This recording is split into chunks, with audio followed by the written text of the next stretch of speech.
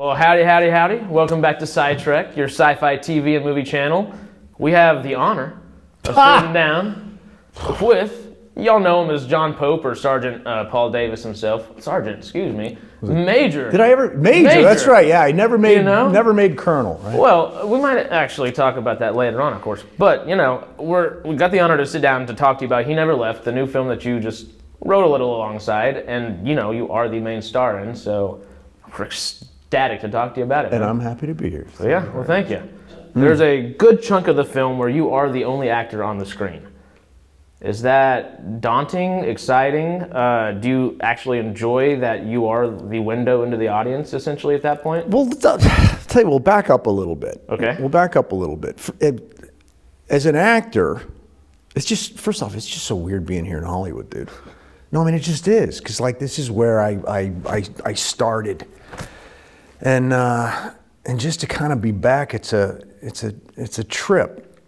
Because as an actor, you know, you're looking for any opportunity to do anything. I mean, what's the old joke, right? It's like if you put hay in the barn, you get mice. If you take the hay out of the barn, you get actors, right? I mean, so it's a trip to come back here to be in Hollywood because my career is just my career. It's so weird because you can only look back on a career. You can't ever have one. Because you're constantly fighting for your next thing, your next gig, your next opportunity, your next whatever. And I was living here in Hollywood, as I was saying, and then I quit. I said, I'm not getting anywhere here. So I thought, well, then I'll go to film school. Then I'll make a movie and I'll put me in it, but at least I'll be on set, you know what I mean, behind the camera. And I saw a little ad for the Vancouver Film School and I went up to Canada. But that was it. It was the hardest thing I ever did was leave Hollywood, because who does that?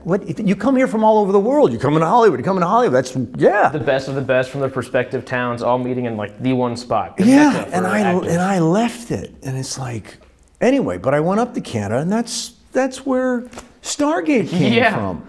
So it was so weird. Like I had to quit acting in order to find a job.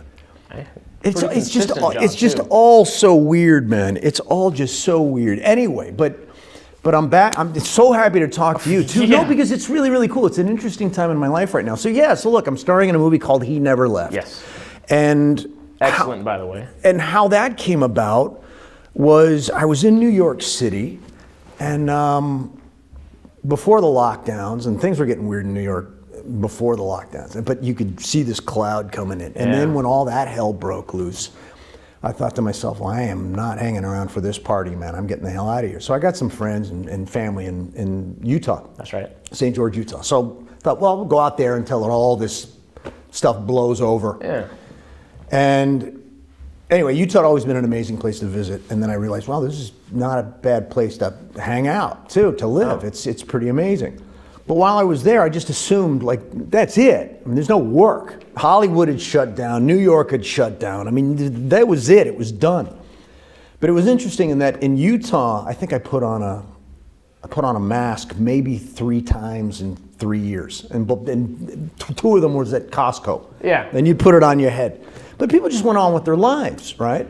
So, and there was tons of theater out there, like tons of theater, and quality theater too. Oh, that's very important. Yeah, so I'm like, great, the actors act, right? So I just started hitting the stage again, and I'm doing show after show after show, and we're selling out, and it's great, and people are showing up, and life is going on. Nobody's cutting themselves, nobody's blowing their heads off, kids are going to school, people are going to work, they're living their lives. It was only when you look on your phone going, holy crap. Maybe the world's not normal what the hell's going on there, you know? So anyway. But so then I met some of the local film buffs at the local theater there, at the Electric Theater in St. George. And then there's a little film festival, and there's another. And I started meeting filmmakers. And I started watching their films, and it was like, they're doing good work. Like, I mean, there's some good stuff here. There's some talent here. And then you realize, oh yeah, no, such and such left L.A., and he's from New York, and this girl came in from, and like talented friggin' people.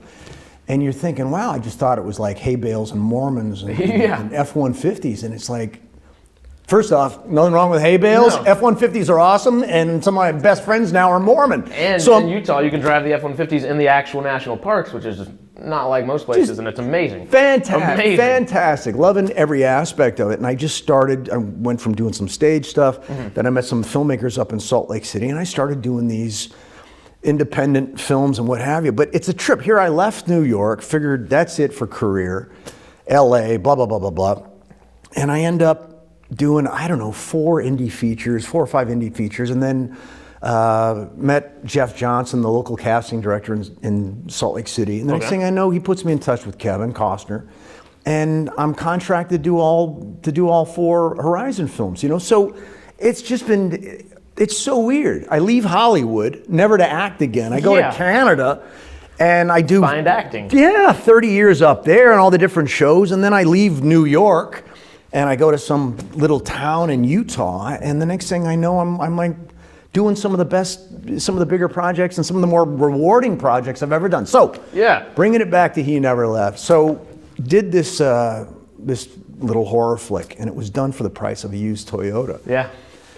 But it had something else going on. First off, it was a lead role, but it was good. It was good. It was just good. You know, it's a Halloween horror flick, but it's about a guy named Gabe Gaspari, and Gabe is on the run. He's a felon. He's wanted, and he's got to find himself. He's holed up in this motel for 2-3 days until his ride comes to get rid of him, take him away. Anyway, he can't use his phone. He can't go outside. He can't do anything. But he hears a murder happen in the room next door. What are you going to do? He can't call the police. He can't leave. He can't. So, and what happened? So, and working with James Morris and Michael Balfe, Witching Seasons film company out of Spanish Fork, Utah.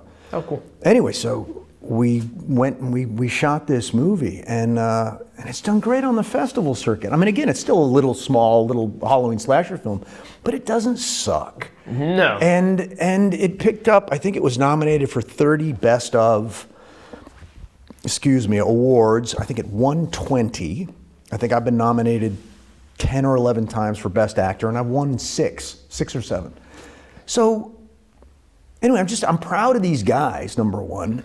The movie's good, right? Good, and it's a small crew and cast, and all of y'all have pivotal roles and just bounce off each other. And y'all aren't necessarily, I guess, acting off each other all the time, but when you do, it's pertinent and pivotal. And it's a little different because you've got you know, this horror film, but you get to know the characters a little bit, and they kind of bring their own little personal hell to the devil's doorstep, if anything. So it's cool, and it's great to sink your teeth into something. Yeah. And you're not the supporting player, although there's nothing wrong, but it's just a really, really good part. And so it's nice to kind of do a deep dive and get into some of this stuff. And it's the kind of work that used to be available more, you know, because today it's all agenda, and you got to check off the boxes, and it's committee, and you got to be careful what you say and what you do. And Death by committee. Yeah, and these guys just said, hey, look, let's just make a movie. Let's focus on it being good, and we'll try and get the best everything. We'll all come together and make it happen. So I'm proud of it. I am. It was a phenomenal film. I remember checking out on the film circuit last year, and it's just, it's great. I really do like that you're definitely the main role, of course. Yeah. But it's not overbearing in the sense of, we're following this one guy for the entire time. You get a lot of screen time from the other guys. Sure, which is wonderful. Yeah.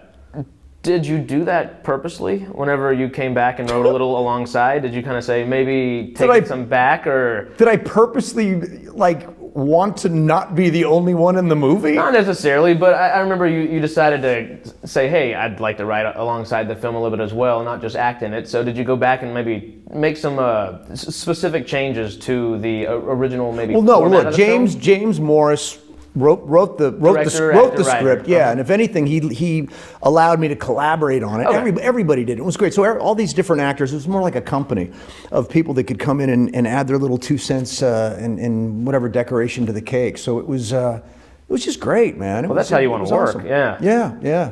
And so often you're not. You know, you got to hit that piece of tape and stand on your left foot and look there, say the line, and then you're done. Get the hell out of here, Or wait 4 hours in a holding room and then come back. Yeah. Oh, great. I want to do something with my hands in those 4 hours, you know? That's one of my favorite things. We were just talking on the phone about everything. Y'all just had such a small crew and stuff, which, you know, that once again might seem daunting in its own way, but that's freeing and liberating in its own way as well. No, totally. Yeah. But look, at the end of the day, there's always something that's going to be challenging, and there's always going to be something that's whatever. But I mean, if you have $100 million, that's a lot of pressure. You got $100 million to make a movie. That means there's a lot of people that are telling you what to do. Whereas if you got, I don't know, you got $50,000, how the hell do I make a $3 million movie for $50K or $100K or whatever it is? And that's your challenge, because you got to go out and raise $5 million worth of free crap, but you've got more latitude to create what you want to create. So, look, it's good and bad, and it's tough, and the trick is, if anything, just to keep on rolling. People say, what's the favorite part you've ever played? And I'm like, the next one. The next, yep. It's always the next one, Okay. Well, let's jump into a little fun here. There was a great interview, I think it was March or April of this year. It was for Life with Ryan Reynolds and Jake Gyllenhaal. They had a great little interview. I believe it was Rotten Tomatoes, talking about what was it like wearing socks and pajamas on set essentially the entire time. For you, what movie did they wear pajamas? It was Life. It was an astronaut thing. Okay, so they got to just got essentially wear pajamas the entire time, which they freaked out and were like, it's the best thing ever. Which you can imagine, just wearing pajamas on set for a few months. Life is good. Not pajamas necessarily, but you're in boxers and a tank top for a good chunk of the film. Yeah. Was that more comfortable on set, or was that less comfortable? And also in that kind of sense, was it freeing in an odd way to be just less? It was almost you in a raw form, so you can get those raw emotions. Such a strange question. I have no idea. Look, if I'm playing a character, there's not a me that's happy that I'm wearing this or not wearing that. It's just the guy's in his underwear and his socks because he's in a motel room. Yeah. I'm not thinking about what I'm wearing. I'm thinking about the fact that somebody's screaming because they're murdered next door, or that I gotta counter the camera, or that I've got another actor that's giving me this incredible performance. I'm not thinking about the friggin' shorts I'm wearing, you nut. Hey, well, it's pajamas, something like that. But I guess being in that position where you have next to nothing on, essentially, did that, because obviously you're not focusing on the wears if you have these traumatic things. I'm not even there. Well, I mean it. If I'm doing my job, I'm not even there at all, let alone aware of what I'm wearing. Does that, I guess, help just being that open, or just you're totally in that character? I'm not open. Okay, I'm not there. There's no me to be open, is what I'm saying. If you're doing your thing, I mean, I'm trying to think of an exception to that. So yeah, if I'm playing a character and the gun belt is cutting my leg or something, then I'm gonna. But I don't know. I don't know. I guess to add on to that, is that almost more of a method approach in a way where I wouldn't think so, but you're just in it at that moment where it's you. You are Gabriel there. Yeah. And look, and it also may be specific to the job, because some characters you do more of a deep dive, and other times you're showing up You're hired to be you. Yeah. Yeah, and sometimes it's just a crappy friggin' show and whatever. Whatever it is. Going through the motions. Yeah, you're going through, I mean, you're trying not to. Of course, that's the job. It's like, how do I dignify this text, because it's just awful. So yeah, when it's times like that, then you start thinking about other things, like these shoes are killing me, or whatever. Yeah, that gun belt's kicking into me, or that the stirrups are not fitting right, whatever it may be. Those might be Horizon references there. Okay, so a little different. Going in on the traumatic aspects of Gabriel, we meet him going through some traumatic things.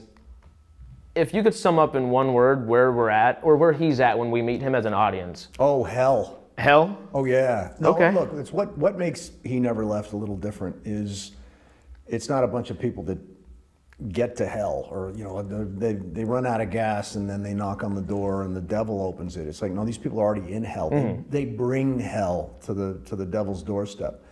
So it's cool. It's really, really cool. So you're meeting complex characters who are already in their own personal torment and horror, and things just kind of get worse from there. But you look, instead of the typical slasher movie where some teenagers or whatever and they get offed, instead you got complex characters that are in their own personal strife, and And you get to know them before Yeah. before the bad stuff happens. You know? Well, I like that you said hell because it's kind of interesting in the sense that they definitely bring hell wherever they are, and it seems like the characters are all in their own personal hells where they are, but none of it was purposeful. It was all accidental. It's just life happening to them in the worst ways, kind of. Yeah, true. But also, when I think of this particular movie, it really is. It's about the wages of sin. It's about consequence. It's like if you live a certain life, and you're making decisions and choices all throughout the day. You know, yeah, there's things that can just happen to you, but how you react to that is going to define what your future is going to be. And there's a lot of bad choices that these characters have made, and perhaps they were always destined to end up at this motel where bad things happen. So I don't know. Well, I don't know. that's kind of what it seems like, because it is all accidental hells that they've either put themselves in or found themselves in. And I guess it's not an actual like character or anything in the film itself, but destiny has brought them together one way or another. Yeah. It's purposeful in a universal kind of way, which is really cool to watch. Not typical for your average slasher film, you know? No, definitely not that. It's much more complex, like you were saying, and you get a layered performance out of each and every one of you, I think, because of it, which is wonderful to see. Well, it's cool. It's like, I didn't show up to do a horror movie. Because that was already built into the cake. You can't play horror movie, but you show up and you play the character. So for me, it was more like doing Arthur Miller than it was Friday the 13th. You know. I think it shows as well. It was good. It was fun. Yeah. It was great, man. It was awesome. It was so much fun. I think I've seen it a couple of times. It comes out November 6th. Every camera. November 5th. November 5th. Yeah, VOD on demand. So I think it's November 5th. Sweet. Check that out, y'all. We're gonna make it not a small horror movie. We're gonna make it a big one, international. You know, we got the UK folks heading out for us. We got some Australians. We got a great international community. Check it out. Check it out. Dropping my questions while we're at it. Did I drop too many? Oh no. Here we are. Okay. So that thought. Gabriel, of course, when we meet him, has gone through some traumatic things. We see Gabriel go through a few more traumatic things. By the end of the film, don't give anything away. Without any spoilers, of course. By the end of the film, though, what would Gabriel's thoughts be? Not necessarily one word that sums up his thoughts, but is there a lesson that he's learned, or like lessons that he may have learned throughout the film? Without spoiling, of course. Well, yeah. Look, the trick was to play a guy who, off the bat, he comes in hot. He's paranoid, he's freaked out, he's insecure, he's afraid, he's being chased, or he's wanted, and he's filled with guilt and uncertainty. And then you add the fear to it because he finds himself in a situation where it doesn't get better. No. But through that, through that horror, it actually serves as a bit of a catalyst for his change. And by the end of the movie, he's nothing. He's nothing of who he was when he first started. And it's interesting that he had to go. He literally goes through these awful experiences, but they don't reaffirm who he was in the beginning. They literally open a different door. They make him question himself throughout it. Yeah, and so it's weird. It's rare you'll read a horror flick that's got themes of atonement and redemption and sacrifice, and it was cool. It was really, really cool to work on, and to work on that arc, because you're shooting out a sequence, right? So you got a map, you got to work on your time. It's like, well, where are we in the script? And you said you were your own timeline as well, so that's just kind of making sure everything's in sync. No, it's not easy. It's not easy. Well, I mean, anyway, I'm happy with it. I am. You should be. I've seen it a couple of times. I can't wait to see it again. Thanks, man. It was actually phenomenal. Because especially like what you just said, in that sense, you don't necessarily see him. You see him maybe do a couple actions. I'm not trying to spoil anything, of course, but he takes a couple actions to, I guess, better himself. But most of that's behind your eyes. I mean, it's performance that you see that, because he's going through some shit still, for lack of a better term. He doesn't get the opportunities necessarily to be the better person you see him become. But he becomes that nonetheless, and that's all through performance, which is Well, thanks. I'll take it as a compliment. yeah. Oh, hey, listen. Because also I've got a couple of clips or something that I should share with you. If you wanted to intercut them into the show or something like that, it'd be Yes, please. something to do. Yeah. Okay, cool. So we'll talk after. Definitely. Okay. So what else? Well, Talk about he never left the whole time. We can talk about anything.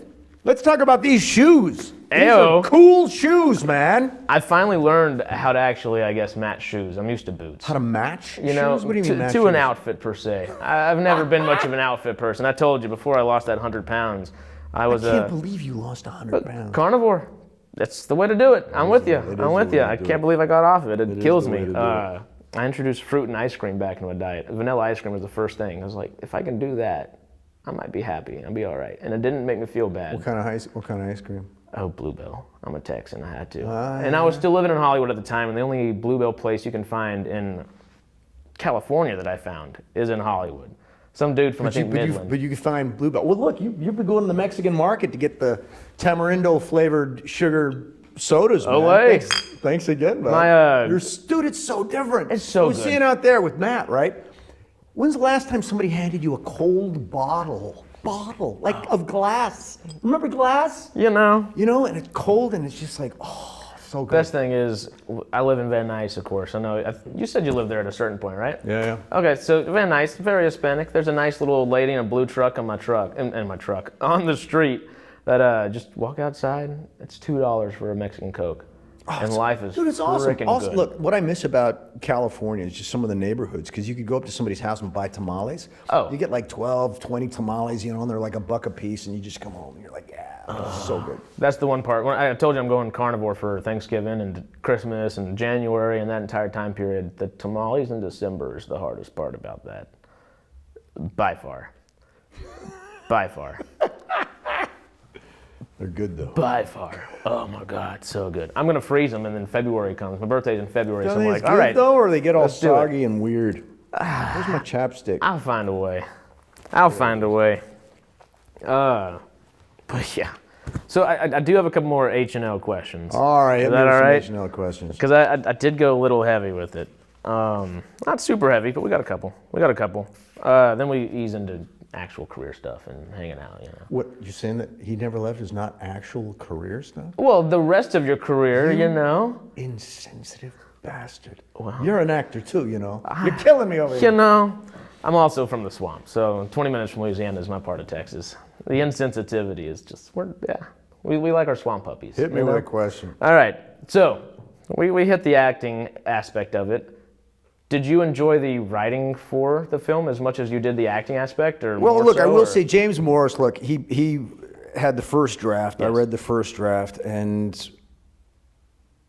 I just saw something in it. I'm like, wow, there's some any first draft, there's rough bits. And I said, look, you mind if I come in and we can talk? And he said, yeah. So it was great. So in terms of just developing the character, it was James's idea, and we just were able to add a little bit more to it, I can make him more me, or just something that I wanted to do, and just certain beats and backstory and stuff like that. And it was a joy, man. It really, really was. And then working with Jessica Staples, who was awesome. She plays Carly, my girlfriend, in it. And we rehearsed for like 2 months before we ever set foot on that set. Because that's another thing. Actors will show up and say, okay, well, let's rehearse. And it's like, man, if you haven't been doing that already, like, good luck to you. You know? Oh, yeah.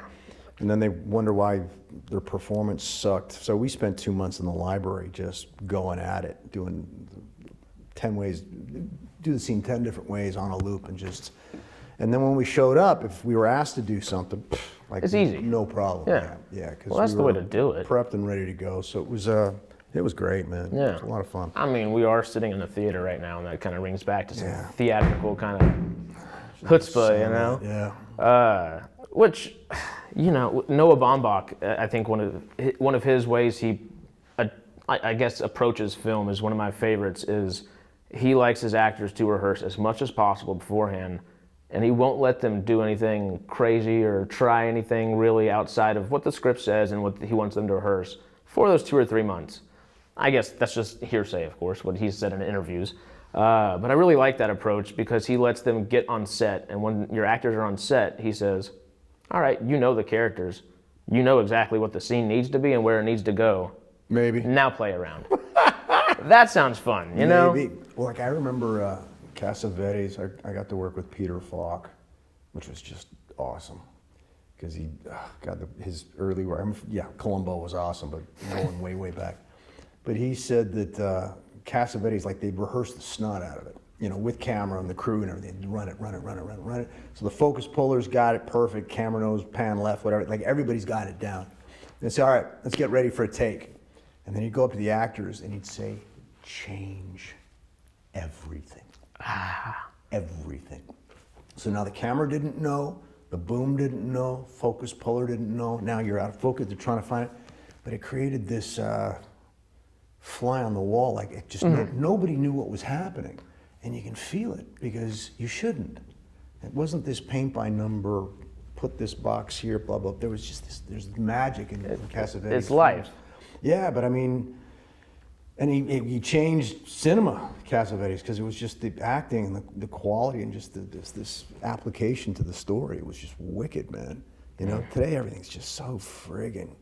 By the numbers, just, like you said, checking your boxes and making sure everything hits its mark. Yeah. And you know, I get it. Film is a project, and it is a product that is a project as well.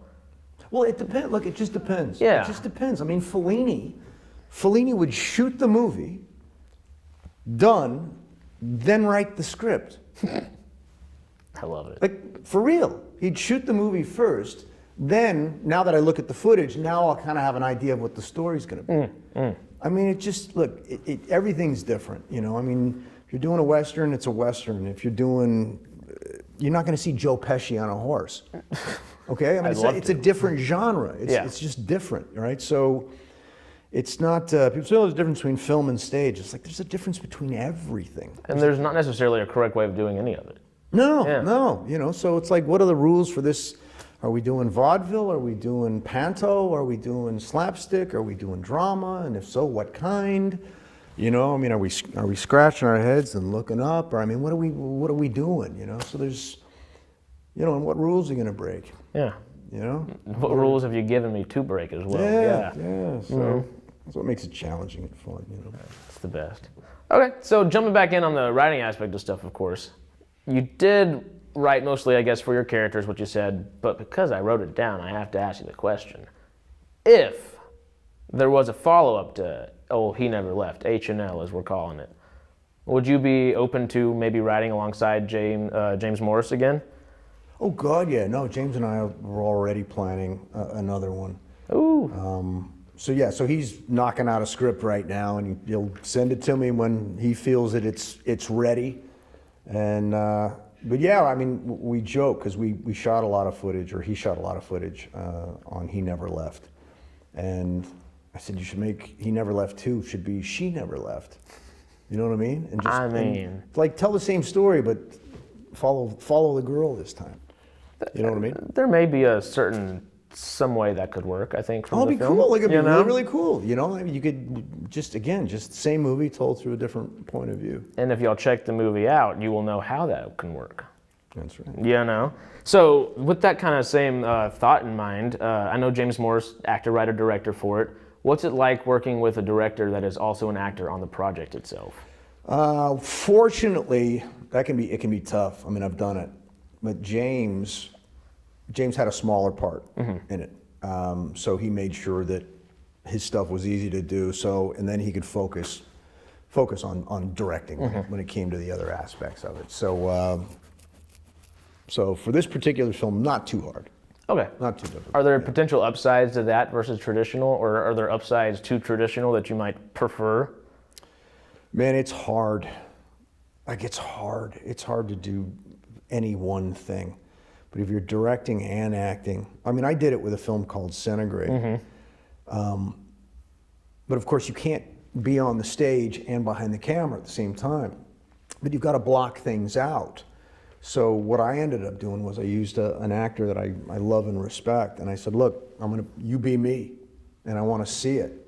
And just you go wherever you want to go, and then I'll be able to look at it and think, okay, I'll steal that and that no, but that makes me think I'm going to go upstage for that. So it's tough, because normally you just be there and then the actor will say, yes, it works, no, it doesn't, because you're acting organically. But instead now you have to kind of mirror image things and have somebody else pretend to be you while you're the director, and then you go back in and then do it. It's hard, man. It's hard. Oh, because literally my next question is about Centigrade. So I was going to say, how did you manage that? But the question that you brought to mind just from that is, what were your experiences in Centigrade, being that actor, writer, director? Is it something that you prefer to do, or do you like having, not necessarily a hands-off, but okay, now this is my part, this is what I'm doing, versus having to have that responsibility looming over you consistently? It depends. I think if I had to pick, if I had to pick doing both or doing one, I'd pick one. Okay. It's just, it's too hard. I mean, it's just too hard. I mean, acting is hard enough in order to make it good, and directing is times 1,000. Like you'll die early. It's hard, man. Like even I think it's the DGA, the Directors Guild. The average, they've got like $1 billion in unclaimed retirement. And the reason for that is the average life of expectancy of a director is 56. Oh, really? That's it, man.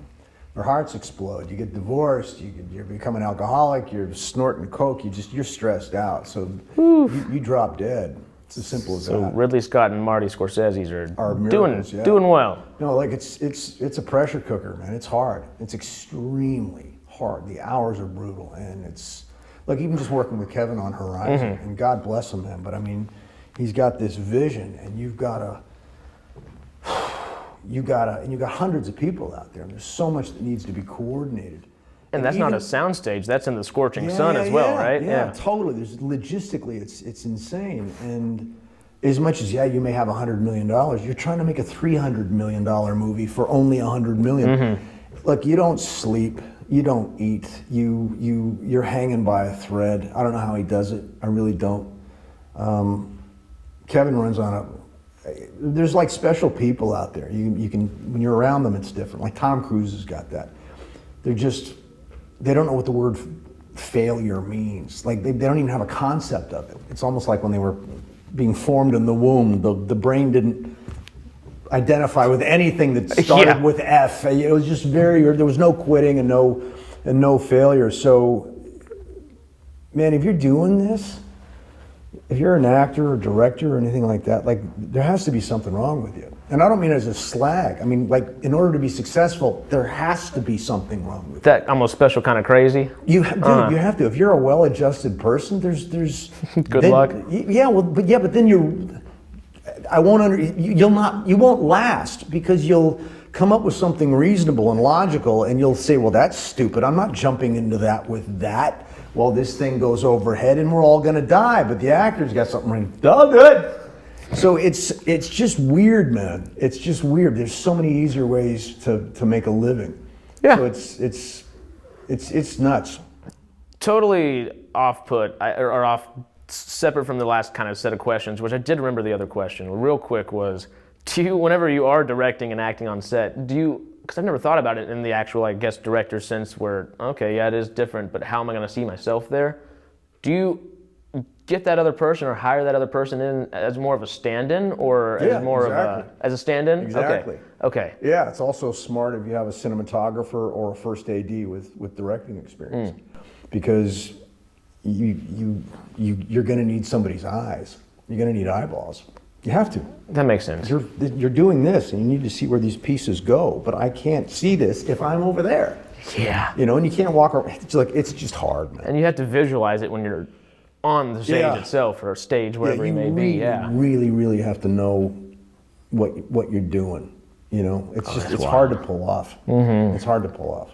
So a little more existential back to the last thing, because we were just talking about how Hollywood just doesn't necessarily feel like it used to. It doesn't. I've been here 5 years. It doesn't feel like it was when I moved out here. Much less I can assume what it was 5 years, 10, 15 years before that. In that sense, where it does almost feel like everything's more by the books, by the numbers, check your boxes, all that. Have we lost that creativity? Have we lost those people that are just willing to be silly, kind of crazy, goofy people in Hollywood? Of course, there's still some of that, but it almost feels more TikTok or YouTube or Instagram oriented kind of deal. And you got not necessarily a different base of celebrity, but is that a byproduct of Hollywood losing its guff in a way?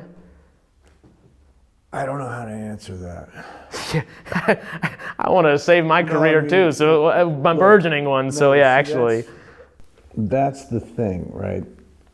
In another time, you and I could sit here and have a conversation,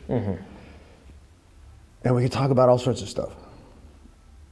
And somebody might like it, somebody might not. Somebody would find it interesting, somebody would find it boring, somebody would find it funny, somebody would find it offensive, but whatever. And then you change the channel and you're done. Now, you have to sit there in fear of what you're going to say, and I have to sit here in fear of how I'm going to answer. And therefore, you come off as fake as fuck, and I come off as fake as fuck. Nothing is ever actually said. Nobody learns anything. And it's inauthentic crap. Hollywood has always been a cesspool. It is a cesspool. Over the last 20 years, it's now a corpse at the bottom of a cesspool. I hate this place. I don't like it at all. And you're from here too. Yeah, well, that's, you know what, that's part of my bias too. Okay. To be fair, like wherever you're from, if you're born in Hawaii, and if I see another coconut, I'm gonna blow my head off. You got to go to vacation in Detroit. But look, what's happening is one of the reasons why I think I'm so grateful and happy that I'm even working with some independent filmmakers doing some indie films. Everything about Hollywood is turned vile. It has, and it's been destroyed. Everything is now agenda. Everything now nothing's based on merit, nothing's based on creativity, everything is based on fear. I remember when you would show up on set, and it was the greatest place on the planet to be, man. It was, because it was the circus. It was every broken toy from high school or elementary school. It was every kid that ever got picked on. It was the nerd, the fat girl, the bearded fat lady, the sword swallower, the trapeze artist, the gay guy, the tranny. It was fucking awesome, man. And it was this wonderful, colorful, eclectic group of artists that got together because they had to, because they didn't fit in school. And so they had to learn comedy. They had to learn how to be funny, otherwise they'd get their friggin' nose bashed in at the end of the day. You had to talk your way out of situations. So you became a writer. You became a sketch artist. You read graphic novels and comic books, and it was just this wonderful place being on set, and it was this open, creative space of artists and eclectics and creatives, and that's gone. You show up now, you don't say good morning because you might offend somebody, and you won't even find out until 3 weeks from now that you offended somebody, and they won't even tell you what it was. And so there's nothing but fear. Nobody's getting hired because they're good anymore. They're getting hired because of the color of their skin or who they're fucking or whatever, however they identify. It's the most backward ass bullshit. And I can't stand it. And by even saying that will guarantee me that I will not ever work in this town again. But fuck you too, okay? We're gonna take it over, we're coming back. No, it's the God's truth, man. It's just nuts. And they're making a bunch of shit that nobody wants to see, and they're willing to lose billions of dollars doing it.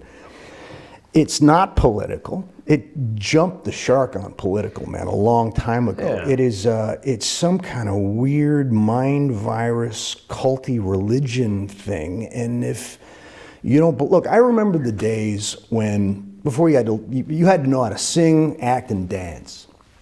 Then Be that multi-hyphenate. Or then not. then all that went away, and then it became about all you needed was a sex tape, right? Yeah. All you had to do was just get out of a limousine with no underwear on, and have somebody take a picture, and you were famous. All it blew the old paradigm right out.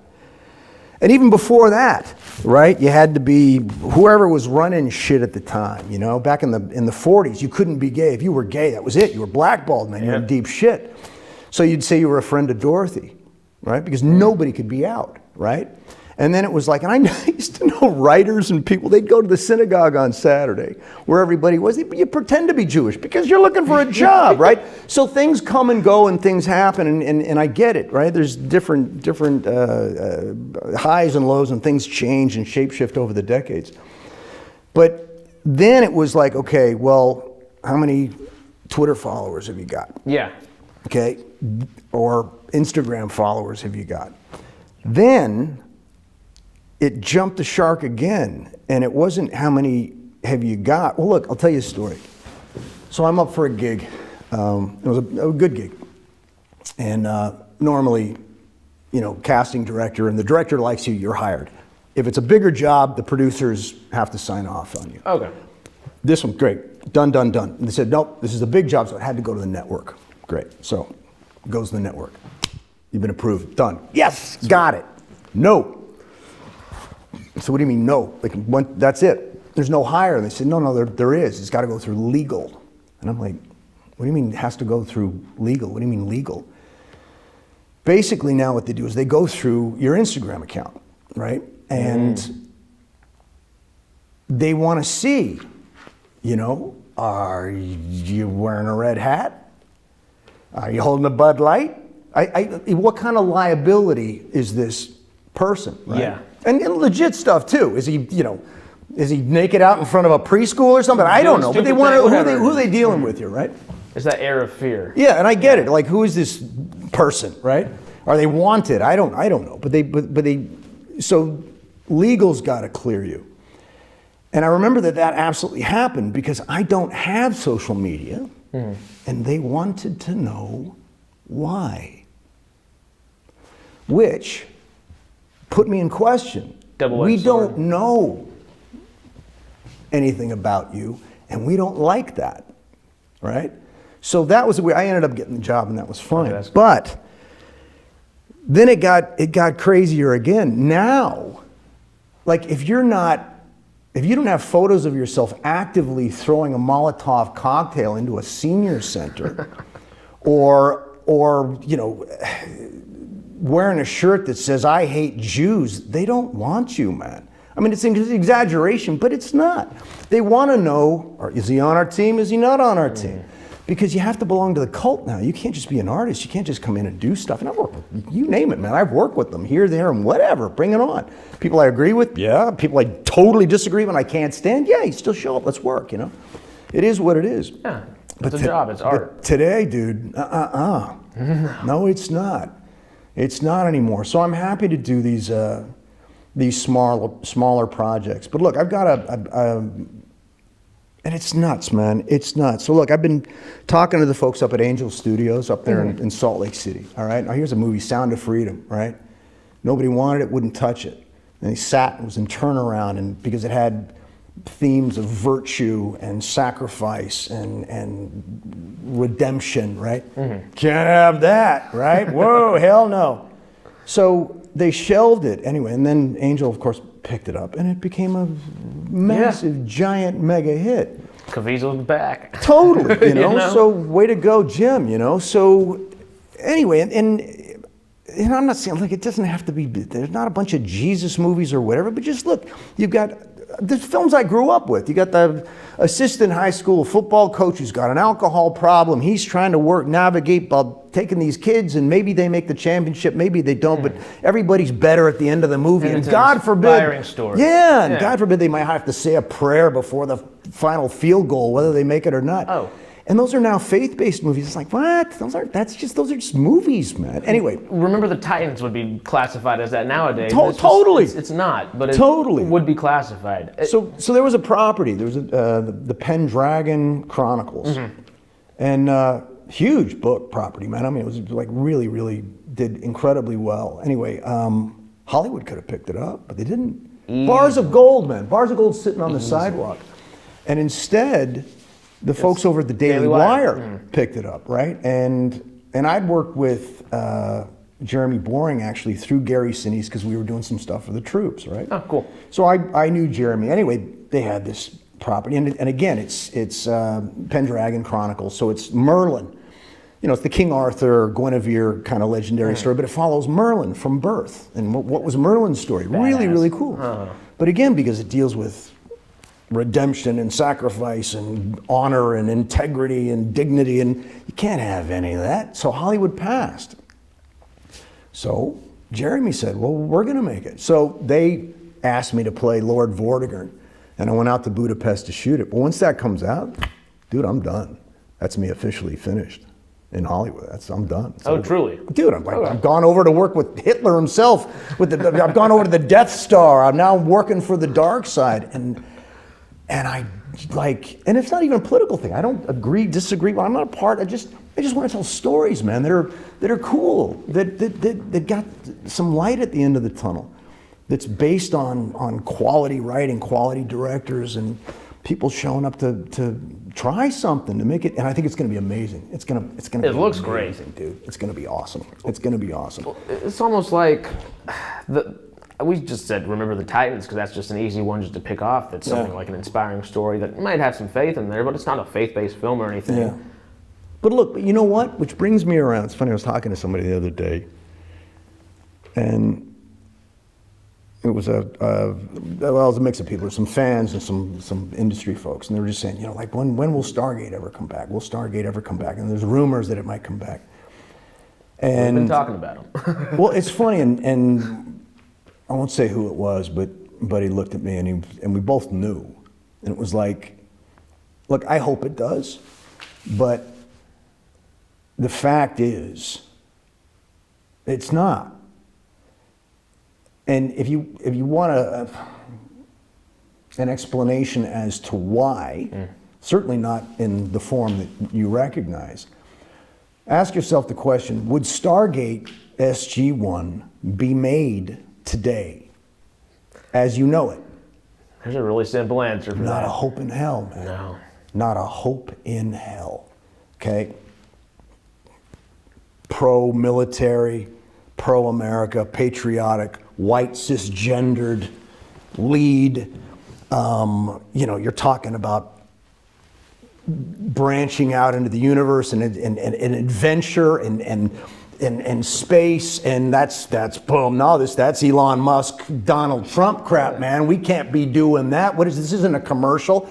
And dude, it just wouldn't happen, man. And it's not gonna happen. They Even won't with let how it happen. progressive like the actual maybe episodes may be and like pushing different things forward conceptually or whatever it might be. It's sci-fi. That's what sci-fi is there to do. Throw that out the window. You look at the glossy kind of terms that you see when you see it. No. On a show paper. about ethics and doing the right thing and merit and being really good at what you do and the pursuit of dude, there's no way in hell that will ever happen. And that's why it hasn't happened. Yeah. Okay? And that's just the simple truth. Well, as I see it, I may be wrong, and they may come out tomorrow and do it. Look, I think if somebody did, boom, it would go off like a rocket. But when you look at what they've done with Star Wars, you look at what they've done with this, that, and the other thing, it's like these are $100 billion franchises, and they flushed them right down the toilet. And they better not do that with our Stargate because it's the sleeping giant of sci-fi. And you cannot wake that giant up and put it right back to sleep. Look, you can't do it. You can't do it. They won't allow it. They won't allow It's it. that air of fear, I feel like, that just, first of all, they want to hit all their checkpoints, all their boxes. And I get that. That's how you make a product nowadays, and it is a product. So But I don't think Stargate ever did that. I think their boxes they want to check was, quality, good writing, great acting, great directing, great score, great adventure, got to be a message. They were checking different boxes. Today, it's a bunch of shit, man. It's just shit. That's where I think they might be having the trouble is nowadays those boxes are totally different, but they know they have to go check those old boxes as well for the fans.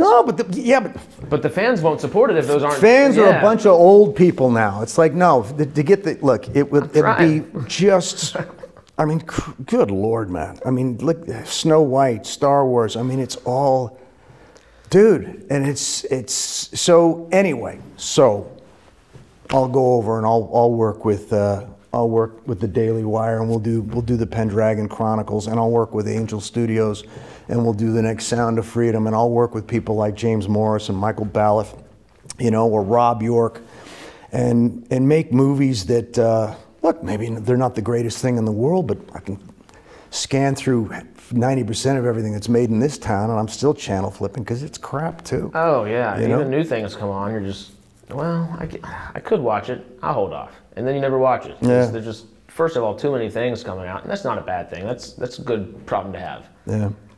But you want those projects to mean something and actually matter. Well, look, man, that's why, look, you got to support the new storytellers, because it's hard to even, they're not going to finance you if you've got an idea that doesn't fit within their bullshit way of looking at the world. And so you got to do it independently, but that's the way it should be, because right now anybody that's telling any story outside of the system is totally anti-establishment. They're the rebels, they're the Lenny Bruces, they're the early Martin Scorseses, and they're just screwing, they're turning up their middle finger to all of it. They're just saying, you can keep your crap. I'm done with this, and I'm not walking that road. So, and good on them, and more power to them, you know. And I may not even agree with them, but the spirit of that, man, I'm all in for. I'm just all in. So it's interesting to come back to Hollywood and the place where I wanted to be and to work and contribute, if anything, to be exploited and then just to throw my hollow carcass on top of that pile dead. That sounds what about a right. Great life. Yeah, I mean, but be used for something that you believe in. And now I come back and I'm just, the second this interview's done, I'm gone, dude. I'm out of here. I'm back to Utah because I just can't do it anymore. And look, and you get older and you become biased as hell too. And maybe I'm wrong about everything. But here's the thing. Back in the day, you could be wrong, learn from it, and come back. But what's come out of my mouth today, it's done. There's no friggin' way. I mean, if anything, it's not even a matter of being blackballed or you'll never work here again. It's like neither will anybody that you know. You know, they want to see how many followers he's got, and now we can attack them. Go after every friggin'. Who's he associated with? Yeah, who the hell liked him on that? So it's nuts. So it's just so weird. But you just want to act. You just want to write. You just want to sing. I just want to play guitar, whatever it is. And there's just this oppressive censorship, man. It's just shit. It's just this pummeling. And then you're afraid to say anything. Yeah. You're afraid to say anything. Can't say nothing. And then you become apathetic. Yeah. You're like, I don't even care anymore. And that's great. Just gives them all even more control and say over everything. To exploit and toss that carcass. Yeah, so I don't know. So if anything, I think maybe I've lived my life, and certainly, I don't know, maybe my entire career I've done it as a coward. No, seriously, because you're afraid to say anything, you're afraid to speak up. I mean, it's just gone nuts, man. It's gone nuts. So now I'm like, yeah, I'm just kind of done with it. I'm done shaking somebody's shirt sleeve and pulling on somebody's pant leg when I know that, they're beating their wives at night and snorting rails in the bathroom, and God only Christ knows what else. And then you see them get up on and accept an award and then tell you how to vote. And it's just like, oh Christ, man. I can't watch the Oscars anymore. I can't watch the Emmys anymore. I can't watch the Grammys anymore. I can't watch the Tonys anymore. There's nothing I can watch anymore. They've just destroyed it, dude. It's almost, just from this entire conversation, just making me think about it, is it is what it is anymore, right, wrong, or indifferent, whatever that is, what it is may be. It's what it should be. And what it should be is through a very hyper-specific lens that doesn't necessarily correlate with everybody else. And well, look, before, yeah, but you know what? Before, Hollywood always is going to do what Hollywood does, but it always left room for something else. Interesting. Yeah. You know what I mean? It's like, look, I get it. We got to sell the Toyotas and the Mazdas and the Ozempic and all that crap. I get it. But they're still, they do other things. Now it's just nuts, man. I mean, it's nuts. If it's not, I just can't do it. I can't do it. Watching anything Hollywood produces today is, for me, it's like watching a born-again Christian movie where everything is Jesus and everybody's crying all the time because Jesus is so beautiful. It's like you're a checker at Albertsons. You don't have to be crying all the time. Like, it's okay. Just let the story tell itself. Yeah. But instead, it's being crammed down your face. And that's how I see Hollywood now. It's just this religion culty thing, man. If you're not on the team, dude, you're not on the team enough. Yeah. Mm-hmm. You're on the team, but not enough. Well, and you take, it's nuts, man. You can take separate avenues to try to like do something different. Of course, I'd like to act more if I can, of course, but something that's been a good supplemental thing in the meantime is, YouTube and hanging out, talking sci-fi stuff we love. That's been a great supplemental thing. Help me introduce to a couple of different people, help me find some cool things. But also, you're still able to, you got to be careful what you say as well in a whole different way. You got to keep it between the chiclet and the thimble, and don't go outside the box. And it's just, dude, it's an animal to navigate. It's awful. It's boring. It's stupid. It's oppressive. It's just so counterintuitive. There's nothing creative about it. You learn nothing. You never grow because you're never challenged. Everybody just walks around terrified of losing their friggin' job, their position, their money. I mean, look, I've been asked to teach at university this or university that, and then I get in there and I'm like, how does nobody's teaching anything here. Yeah. Everybody's just covering their ass because they're afraid of losing their 401k or their dental plan or whatever the frig it is. And these kids are getting screwed because everyone's just terrified to actually tell them anything. And you can't tell them the truth. You can't teach them anything. Instead, you got to do all this paint by number regurgitated horse shit, man. And it's just like, and then no wonder they come out the way they come out. The kids they're cutting themselves, for God's sakes. And they might not even know any better because they feel like it's the right thing to do, but you say something that goes against the flow, they're going to film it and put it on Instagram or wherever, and then you're double screwed. Dude, it's just nuts, man. Has the hero's journey disappeared just talking about all this? No, it's funny because look, the darker it gets out there, so shines a good deed in a dark and weary world, right? So, well said. But it's going to take, I think every generation you need 10 Lenny Bruces. You need somebody to say, screw this. You know what I mean? I mean, they were, good Lord, I mean, comics are like the canary in the coal mine, man. And I mean, they were getting canceled. I hate even the word canceled. Yeah. What canceled means is, we're going to take away your income, you're going to lose your house, your kids are going to starve, and your wife's going to divorce you. That's what that is, okay? Because you don't fit an agenda? Dude, it's horrific, and we won't let anyone else hire you. It's McCarthyism on acid, man. Yeah. It's just so horrific. Now, it's starting to come back a little bit, but you've even, dude, again, you can't even say anything. You can't, I can't I've already expressed too much. But look, I forget who it was. I don't know if it was Joey Diaz or somebody was saying Uncle Coco that comedy's great now because it's dangerous again. Mm-hmm. You can go to jail for a joke. That's why it's so great, and that's why it's so important. Because I mean, it's nuts. Look, I don't want to be Nelson Mandela because I want to work on a movie about the high school football game. Yeah. It shouldn't go there, man. It shouldn't go there. Why do I have to risk? It's nuts. It's just crazy, man. It's madness. But I'm done with it anyway. So I mean, I don't. That's it. That's it. I'm just kind of done with it. So that ship is headed towards some dark stuff. And I'm happy to jump ship and see if I can swim back to the shore, because I'm just not going where the boat's going, man. Hey, knock that dinghy off the side and row towards some brighter waters, you know? At that point. Dinghy and a dinghy. You know? Okay. But look, even this right here, all this stuff that I've said, you may not even be able to post this on YouTube. You know what I mean? Well, seriously, I mean, you'll have to navigate that shit. I don't care, but now you're guilty as fuck simply by association. You let me in here. Matt's sitting over there thinking, Jesus, this thing's gone friggin' sideways. It was better when you were talking about Halloween horror movies. But dude, seriously though, man, I mean, the world has gone batshit crazy, and what are we gonna talk about? Fucking Stargate? Yeah. I mean, think about how stupid that is, it's just not and yet how important that is.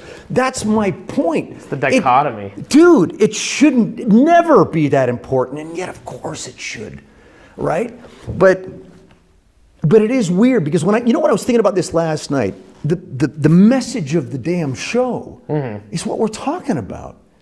It's like, what's the right thing to do? And is there something that is transcendent, something that is the mission greater than any one single of us? And why? And are you going to be afraid to say anything? Are you going to be afraid to do anything?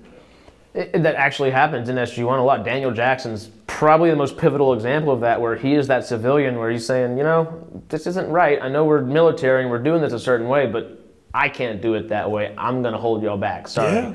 And they have to find a way around it that ends up being the better way. Most of the time. I can't think of a time Daniel Jackson was wrong for dude, being we need more Daniel Jacksons. We really do, because things are getting weird out there, dude. Like dangerously weird. And look, I hate politics. I hate talking about any of that crap. But you can't have pancakes without somebody accusing you of racism. I can't take vitamin C without being called a white supremacist. It's like, when is this stupid shit gonna stop? This is madness. This has nothing to do with anything. So it's not political. It's not. I don't know what it is, but it's. It's politicizing things for nonsensical reason or no reason at all. Sometimes my favorite saying in the world is "kiss." Just keep it simple, stupid. Yeah. You know, and we've lost that. Yeah, but that's white supremacy. Last I checked. Uh-oh. Because you're using logic. You can't be using logic. You have to have your own interpretive logic and see it however you see it. Because that's your truth. That's it. Yeah, no, logic and common sense were lost a long time ago. Dude, we've jumped the shark on that. I don't know what. So it's weird. So I can sit here and,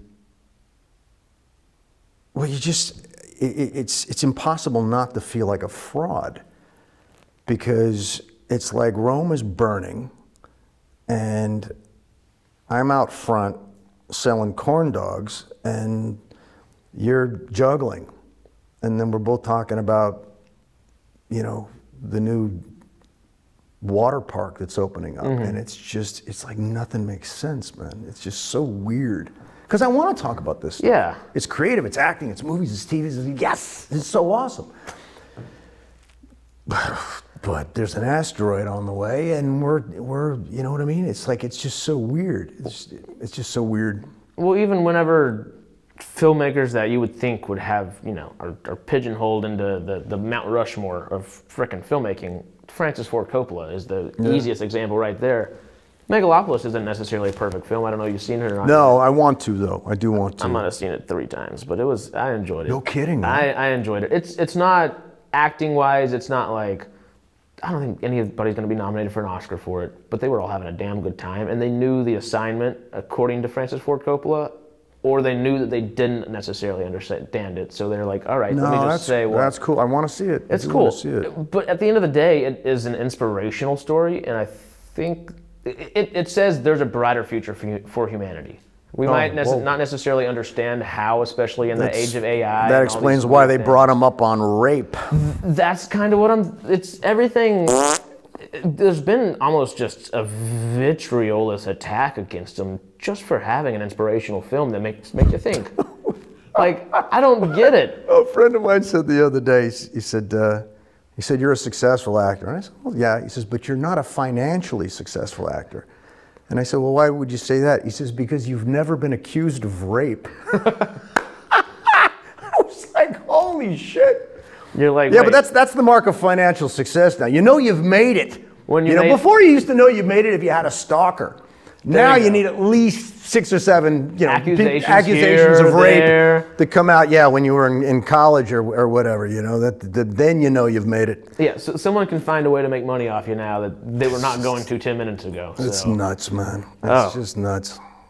I was going to ask you how is shooting an indie film in Utah different than LA, but I think we've kind of covered that a little bit. I'm ready to vomit. The real question there is it harder to get resources for that film? Obviously, of course it's hard. But I guess... No, you just walk outside and money falls into your pockets. Thank Look, you either got to raise the money to buy the stuff or you got to go out and get the stuff for free, and that's it. Or figure out a way how to fake the stuff, make people think you had the stuff. It's... Did you find locals more willing to do that? Everybody is. Look, the trick is if you want to get a movie made, if you want to get anything done, it's how you approach. And my advice would be never, ever, ever, ever ask for permission. Ever. Ask for forgiveness. Yes. Okay. But there's the in-between one. People don't recognize someone. Don't ask people for permission. Ask them for help. Okay? Because look, if I ask you for permission, I've elevated you. I've given you power that I've just granted you a bunch of superpowers that you don't have. But if I ask you for help, now you have to look me in the eye and say yes or no. And it's hard to say no to someone who's asking you for help. And if you involve them. But it's super easy to say no to somebody who's asking you for permission. That's way easier to do. I'm sorry, I can't. I just work here. You go up to someone who just works there and you say, look, I need your help. I can promise you I just work here isn't going to be in their back pocket so quick. Yeah, they'll change tune quickly. Yeah. Okay. Well, obviously you've worked LA, you've worked Utah, you've worked Canada, all these different places. Is there a specific state, city, province, anything that you just prefer working in? Would that be Utah right now, maybe? Look, if I'm on a film set, I could be in Afghanistan. I don't care where it is. It doesn't matter. It's a world unto itself. It's the circus. You're in the big top. So, yeah, it could be Afghanistan. It can be anywhere. It just doesn't matter. It doesn't matter. Because they're all fun in their own way. It's pertinent for the story.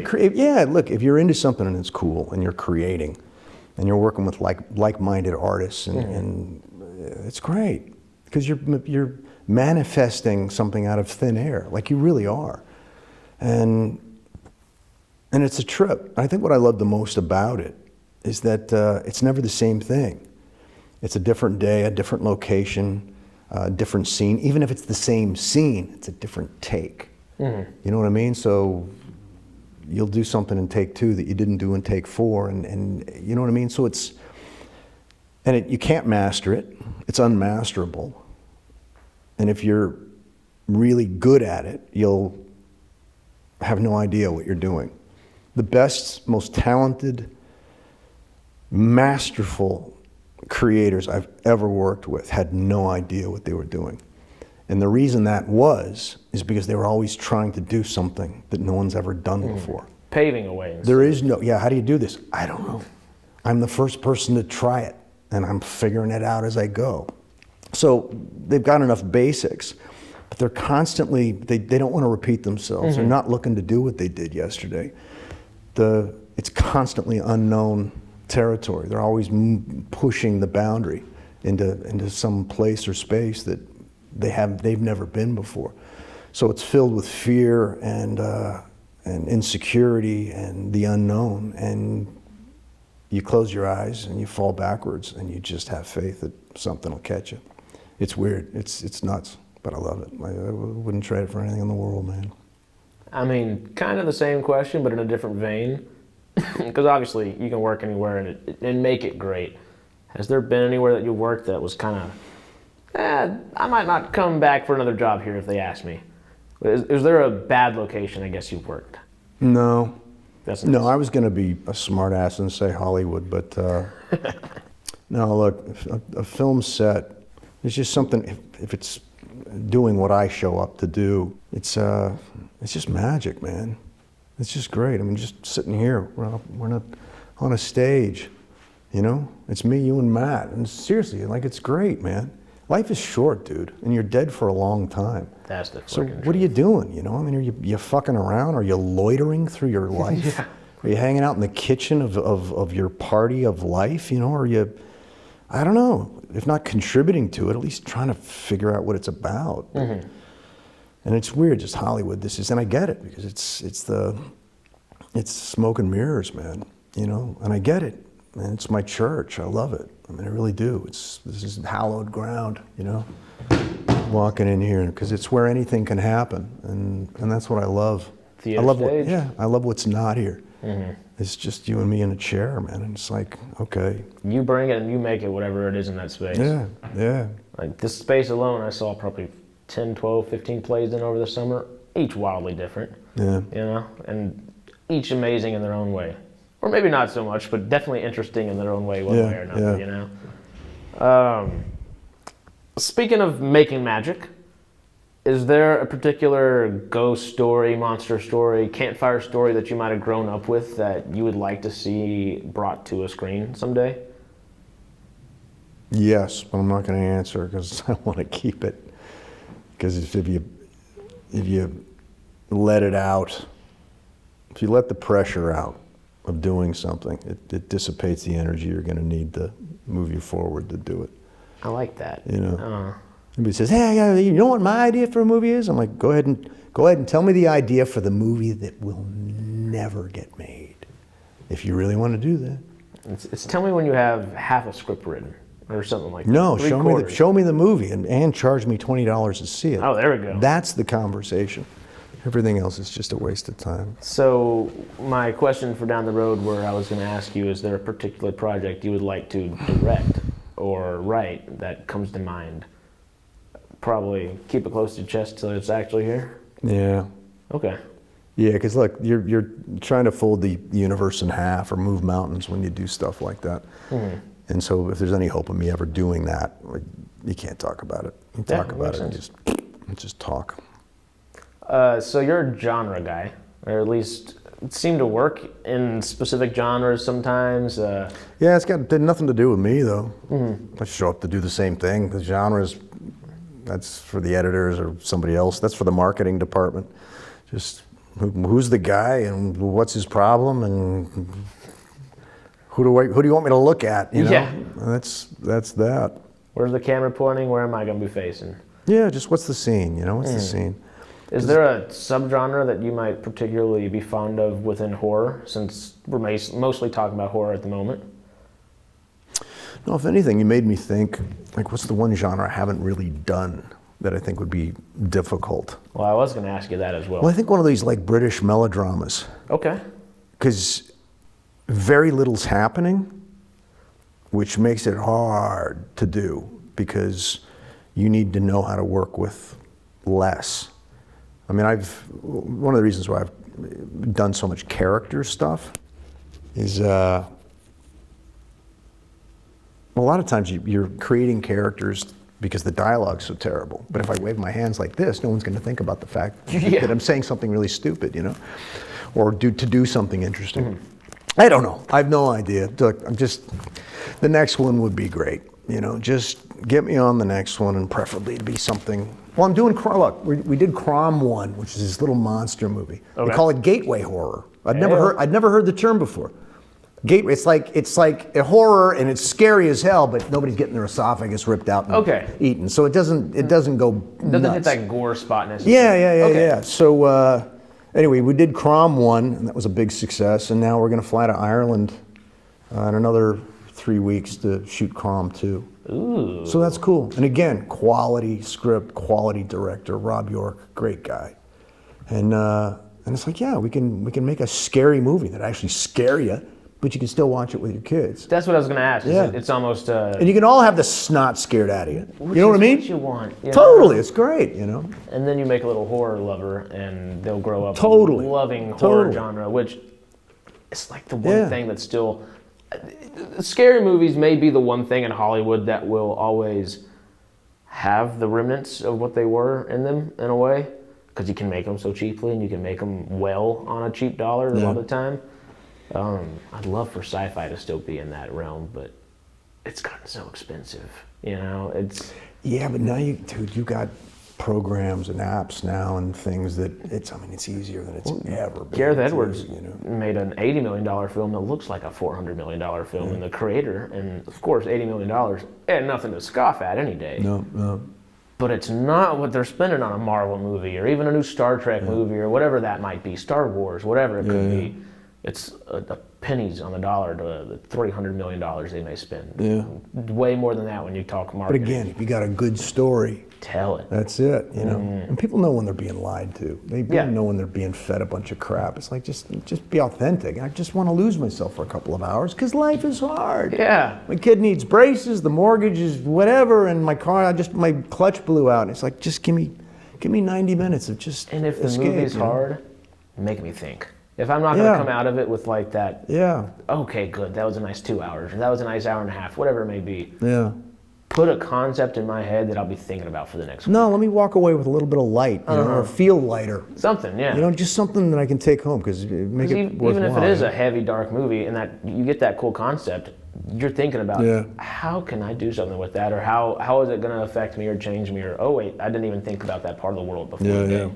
Well, those films are being made. Unfortunately, they're just not being made in Hollywood anymore, and I wish they were. Maybe one day it'll turn around, but fingers crossed. Not the way things are going at present, you know. But I do hope it turns around, you know, because a lot of talented people out there, man, a lot, and different points of view and creative, and it's just like, yeah, it's awesome. It's great. We touched on it a little earlier. I mean, just between social media stars in their own way, they're super creative and showing creativity in a whole new, not genre of something, but a new medium of I guess, functionality. And we've seen some people, the Raka Raka people from YouTube, they made, what's the movie? They made a great horror movie last year. What was it called? Talk to Me. That's it. Oh, yeah. And it was excellent. And, you know, people were just saying, oh, it's the YouTubers. Have you seen The Babadook?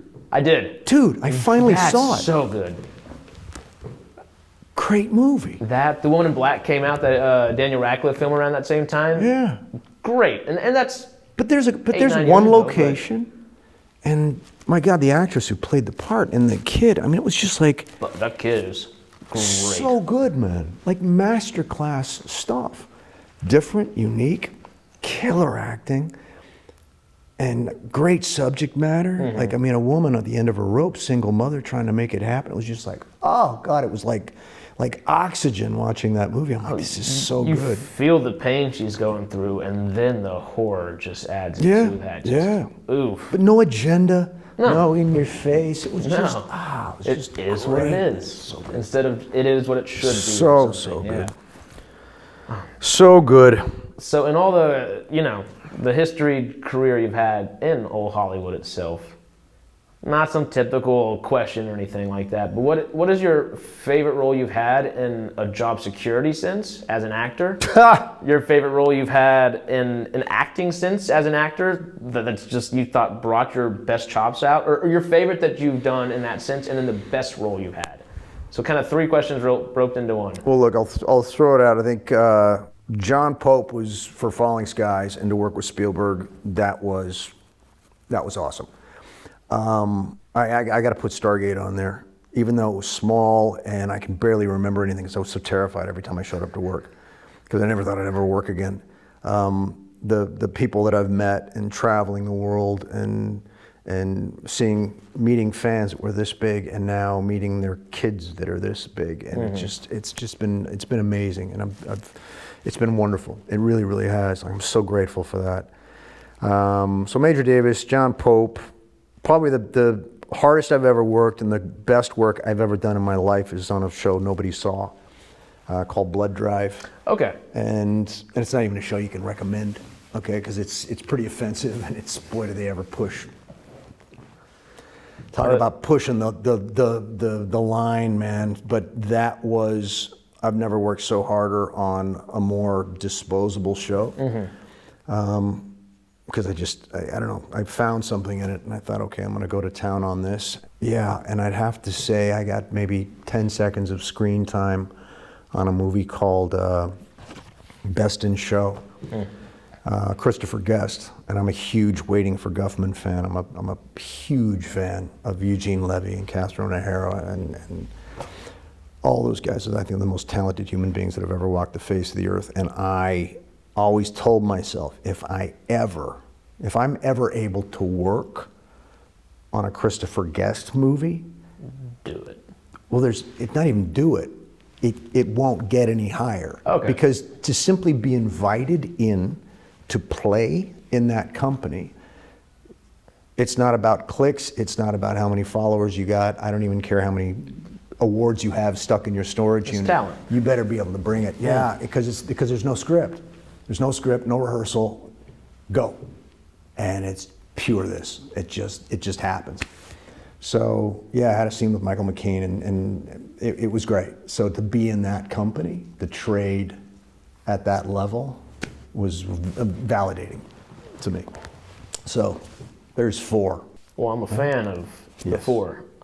Blood Drives and Zachariah Farted were the 2 that I've been looking for. Oh yeah? And I haven't found them to watch yet, and I'm trying to find them somewhere. Zachariah you can find if you search Blood Drive, also the same, but yeah, they buried that show. I presume for, again, reasons that they just said, well, I can't.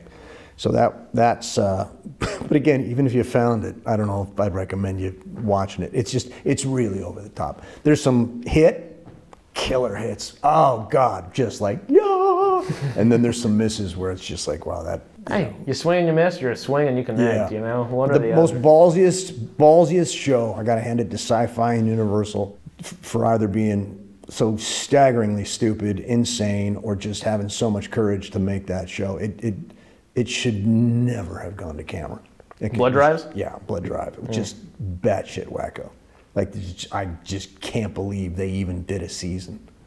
You check it out and you tell me. I'll tell you. There's what is it? The Boys maybe comes close. Okay, so it's in that kind of realm of things. Yeah, only it's just nuts, man. And that was 8 years before The Boys. Would, obviously, maybe not like a resurgence or a rebuttal or a reboot Be or great. whatever. Be awesome. Would you want to work in that kind of realm of something like that again? Sure. Like have that kind of just gory, silly fun in a way? Yeah, if I'm allowed to play, Let me play. you know, I'm allowed to play. It's like I'll do that for $1 versus give me 100 million and you're going to control everything. I don't need the house on the hill. I'm fine. Give me a chance to explore life while I've still got it, you know.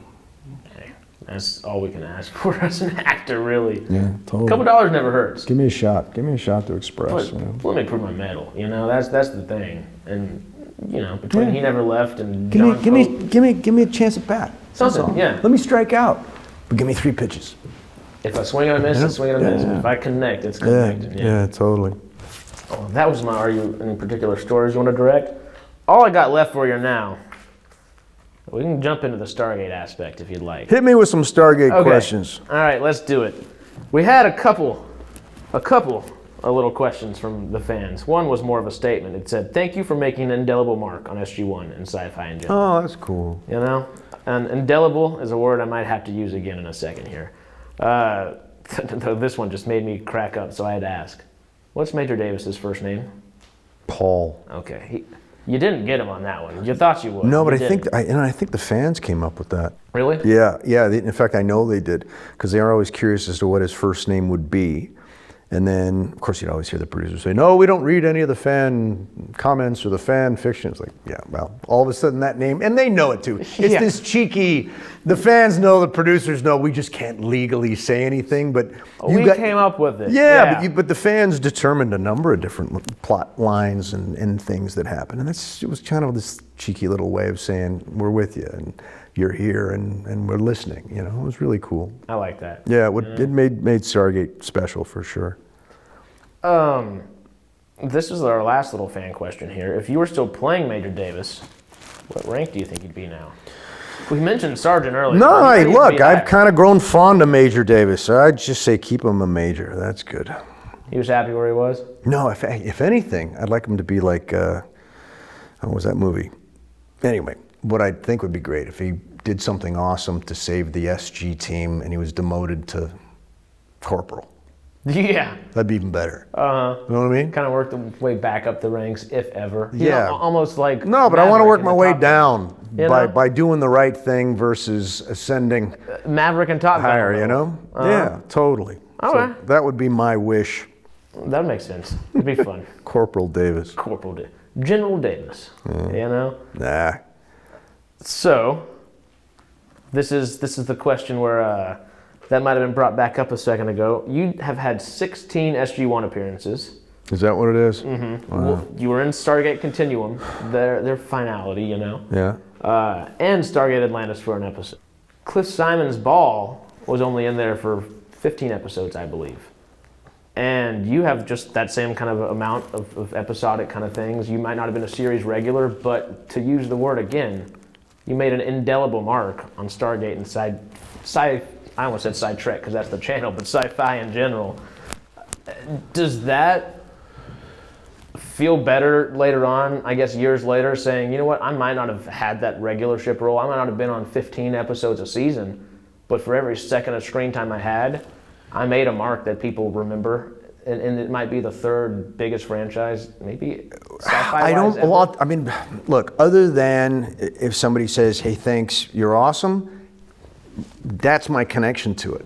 I don't know if I've ever even seen the episodes, and if I have, it was 20 years ago, and I don't follow it. I'm not in the Stargate universe, though I love it, though. I mean, I think it's amazing, but it's more my connection to Stargate is way more my connection to the fans today than it ever was to the show. You know what I mean? I mean, I certainly have fond memories, and I still talk to some folks every now and again, and I'm so happy to see them. But my connection to the Stargate universe is now the one that exists with the people that I interact with. Yeah. You know, so that's, to me, that's more real than Stargate. You know, it's just the people that I've met and their kids and their families and breaking bread and, you know, in different languages, and they're always open and welcoming, and it's great, man. It's really, really cool, you know. It's really, really cool. I've been blessed, for sure. For sure. Well, blessed with acting talent, that's for Yeah, sure. no, on that show, it's definitely the writing, and Brad and Martin and Peter DeLuise and John Smith and, you know, Michael Greenberg. I mean, these are talented guys, and it took conviction and to really keep on point.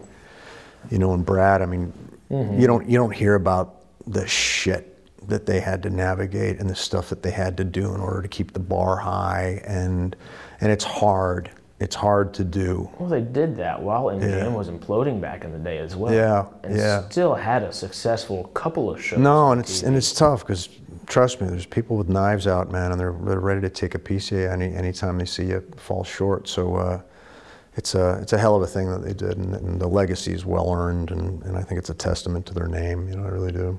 If Stargate does come back, I am hoping Brad Wright and Peter DeLuise and all these other names become more of a household name. Yeah. I mean, we call it the sleeping giant of sci-fi. It is the third largest sci-fi franchise ever, which could be one of the largest franchises ever. Yeah, it's incredible. But I just think the basic thrust and premise and the message of SG-1, I just don't. It's just become illegal. You can't do it now. You just can't. And it's a beautiful message. Oh God, totally. You know? But that's why. It's a universal message, and it unites people. And we can't be having any of that. Oh no, division's so good for humanity. It's tribalism's great.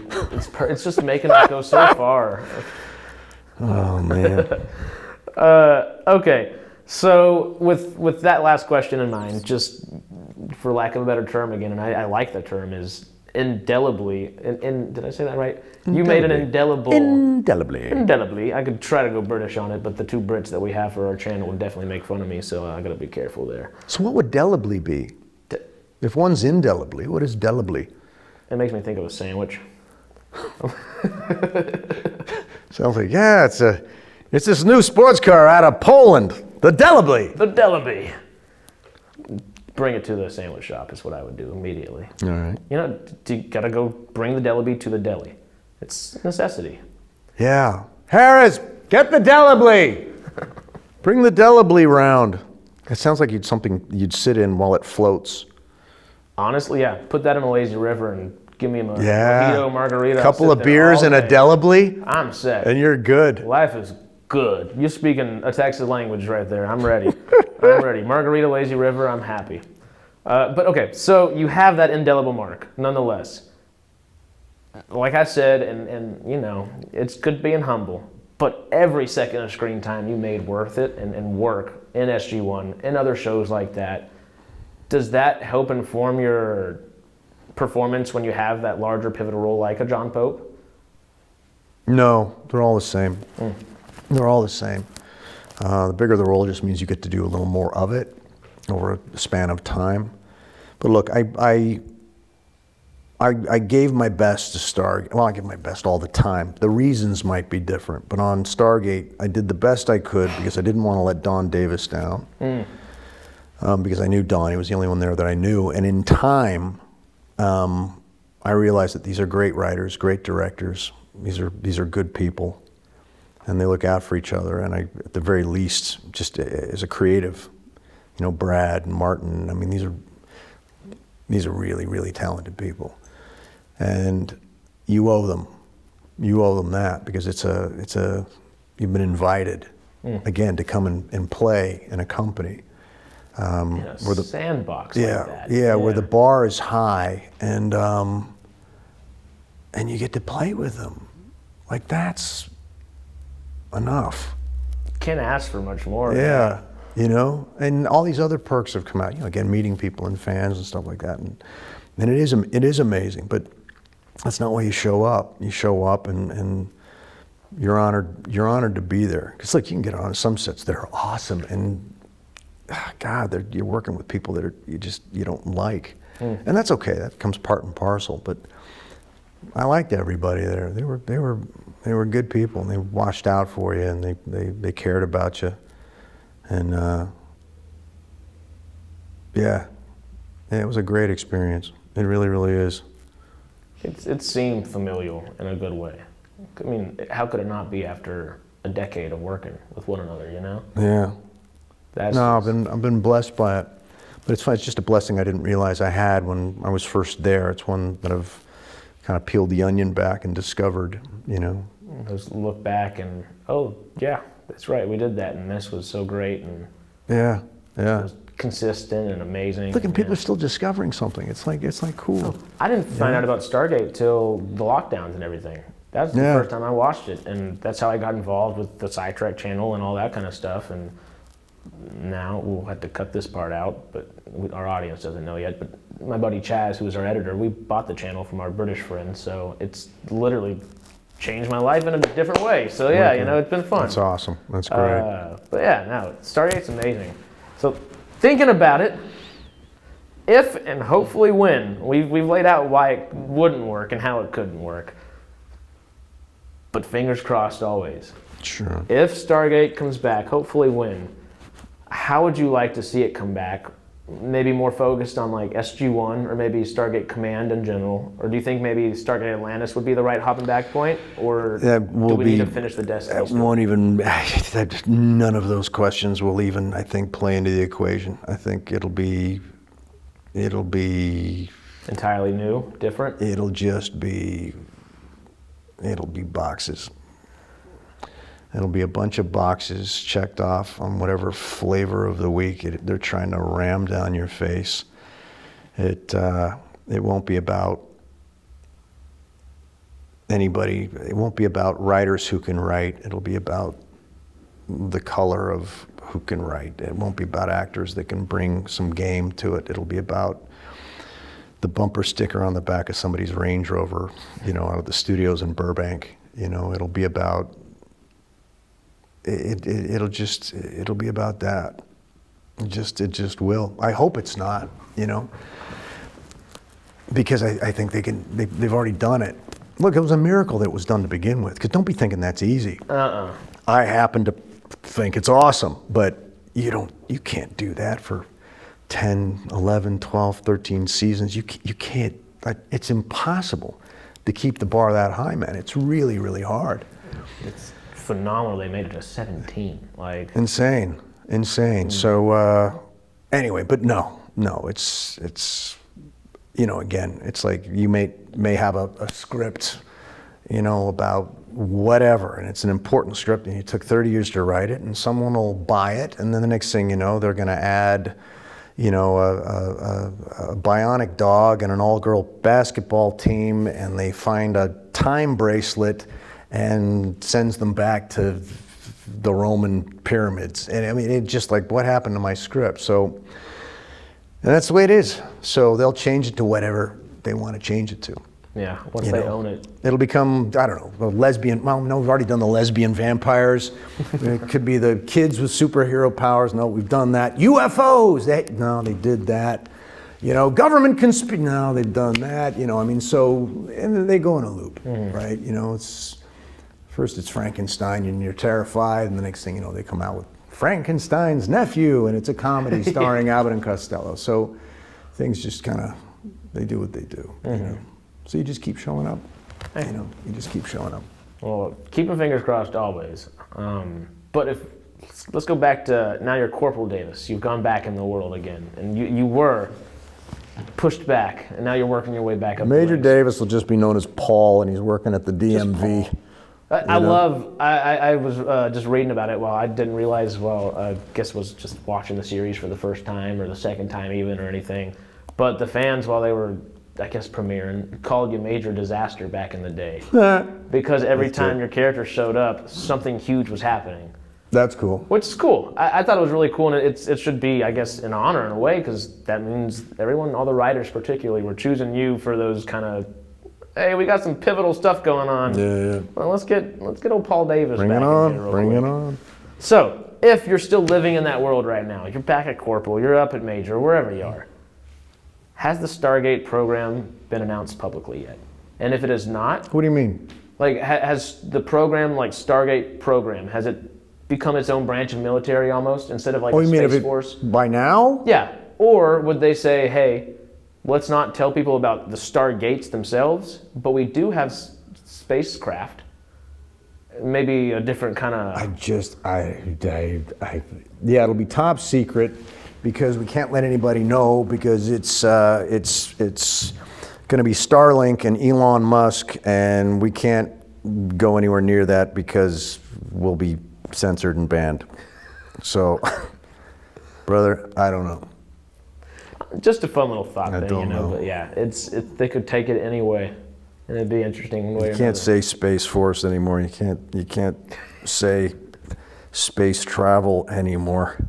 No. That's a hot button term now. That's friggin'. Even but look, for- I'm grateful for the show. I am, and to have had the chance to play Major Davis and to work with the wonderful actors and the crew and the writers and all those guys. Seriously, I mean, it was pretty amazing. So my life has been blessed because of it, and God, no regrets. I can't think of a nasty thing to say about anybody. You know, I really can't. That's usually a good thing. I can't even make one up. You know? Heyo. It was that good, that awesome. So I'm happy with it. Sweet. Yeah. Well, I think that's kind of the last questions I got. We do have a couple more from the rest of the Scitrek hosts, but I got to show you a cell phone screen for that one. Sure, show Yeah? me the screen. Mr. Colin Cunningham, how the hell are you? How are you, brother? I'm Jay. I'm kind of the father of the Scitrek family, and I'm really, really pleased you've got to meet Harris over in LA today to talk about your new project. And even more pleased that Harris has given us the opportunity to ask a couple of questions. So, as a big Stargate fan, obviously I knew you as the clean-cut military officer in SG-1 and Continuum, etc. But then I saw a little show called Falling Skies, and a character called John Pope, who was anything but clean-cut. I just really want to know, what was it like to work on that project, and was it as much fun playing John Pope as it looked? Because it looked like you had a lot of fun. It was a blast. It was really, really awesome. I remember first season, it was Robert Rodat who did Saving Private Ryan and Band of Brothers. And then Remy Aubuchon came in. We had some incredible writers in the first 2-3 years, man. It was really, really good. The nice thing about Falling Skies, well, first off, I really enjoyed the character, but they let me play, you know. So they let me play, and it was great. So it wasn't you need to hit every comma, and sometimes I don't know, do things, take things in certain directions. So I really felt like I was able to contribute. Yeah. It's not, trust me, it's not an ego thing. Oh, I want to do it my way. No, it's just you're able to contribute to this wonderful scene that they've already created. But in your own way, in a way. yeah, no, it was one of the greatest acting experiences I've ever had. I'll still say it to this day that Noah Wyle is the most professional actor I've ever worked with on the face of the earth. Oh, wow. I learned a lot from him in terms of just how he worked and interacted with people. I really respect that man. I really, really do. There's been a few times in my life when I've walked onto a set and couldn't speak. And Falling Skies, there were many a day like that. You would walk onto the set and go, what? Like, it's not green screen. It's like real stuff. Blown out apartment buildings, and you can look through the wall and see a couch and a TV. Staggering stuff. What an incredible office to work, man. Immediately puts you like where you are. Oh, mind blowing. So yeah, no, it's that Stargate's awesome in itself, but Falling Skies, yeah, no, that was pretty amazing. Yeah. I wish it had done better. I really do. I'm disappointed just figuring out about it now. I'm already just having a blast. I think I'm 4, 5, 6 episodes in, something like that. Yeah. But just immediately, your jokes already just, what? It's kind of hard being a leader the of first, an apocalyptic outlaw. Yeah, 1, 2, the first 3 years, the first 3 seasons. And not that they ever, you know, but we were really trying to do something different. It was cool. So, yeah, no, I miss it. It was pretty awesome. I want to talk about something that's inspirational. That first episode, I sat back and did I just watch like a mini movie for something? Because it felt like a 3 arc of something where you're like, all right, this isn't just an episode of TV. You're jumping in media res in a lot of ways, but yeah, you're there. And you it was cool. It was cool. All right, well, we got another British question here. As someone that's worked in every major sci-fi franchise, really, from Andromeda to X-Files, I would love to know, as an actor, is working in sci-fi really freeing? Is it exciting because, like, you know, anything can happen? Or actually, can it feel a little silly sometimes? You know, fighting CGI monsters, a tennis ball on a stick? Are there other genres you prefer working in because you've done a bit of everything over the years? Or actually, is sort of like sci-fi horror really this sort of thing? I know we've touched on it a little bit. No, because look, I never saw a project as a genre per se. Yeah, I don't walk into a genre. You know, it's like, who's the guy? Whether he's wearing a cowboy hat or he's got 3 stars and he's a general, or it's just the scene. What's the scene? Well, the scene is, you know, the stagecoach is gonna get away and you have to stop it, or the scene is, well, the spaceship is gonna get away and you have to stop it. It's the same stuff. Yeah. You know, and any good story is gonna be about the people. That's the truth. You know, it's like if it's about the CGI, good luck with your show. Yeah. You know, it's not gonna last. So Might look cool. yeah, just you're playing a person in a situation. Doesn't matter if you're sitting on top of a Harley Davidson, a horse, or a what do you call it? I'm trying to think of something from Star Wars, or hovercraft. You know what I mean? It's all essentially the same thing. You know, I mean, the one thing, my strongest suit is comedy. Oh, really? That's it. Oh yeah, yeah. I excel in comedy.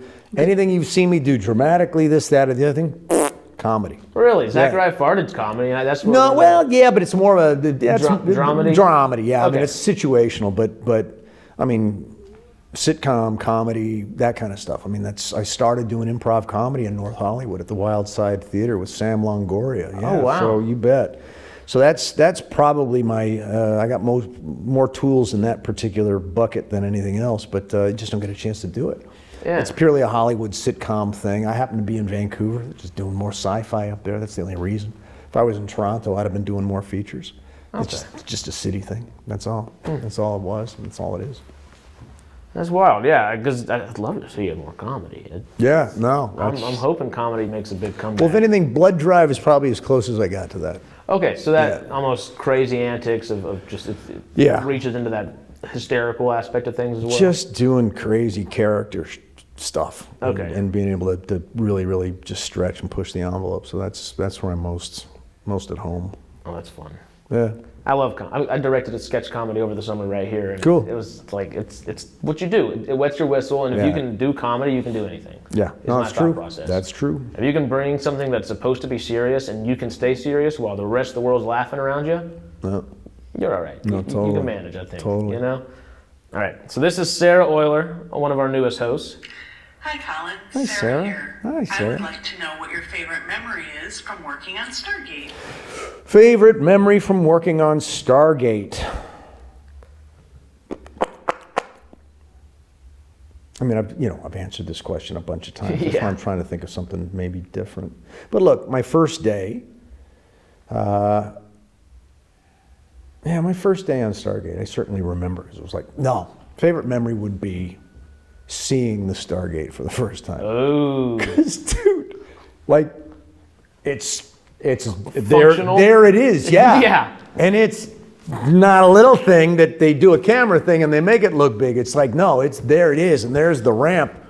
So that was like, okay, that's just cool. That's just cool. I don't care how jaded you are. I'm like, yeah, it's just a show. Blah, blah, blah. It's like, no, okay, yeah, that's kind of cool. One of those things when the cameras aren't looking necessarily or nobody's really paying attention, you might just Yeah. wander, hop through a couple times. It'd be like if you actually saw you're on a set and there's the Millennium Falcon. You know what I mean? It's like not a green screen one. They've actually built it and you can go inside it. I mean, you know what I mean? So I'd say that. Okay. That actually makes perfect sense. Yeah. You know? All right. Sarah's last question real quick. What types of stories attract you as an actor-director? The good ones. The good ones. The good ones, Sarah. The ones that don't attract me are the stupid ones that are crap, that are offensive, that, objectify women or make people look stupid or whatever. I hate dumb stuff. That's the one, look, the only two rules I've ever had in this business was I'll never sell alcohol. So if I ever got hey, Corona or Smirnoff vodka, that's okay. I'm not going to do it. And just some kind of gratuitous rape scene just because they want to see the girl naked. And it's just like, that's when I crank this out. Yeah, it's just like, no. No mas. Not going to happen, dude. In fact, I've turned down auditions. I've shown up and then they give me the sides for stuff, and I'm like, thank you very much. Back on the bus and head on home. I'm not gonna play. I trust my talents. I don't need to prove that part to you. Like it's just I don't know. I can't do it. It's not me. Excuse me.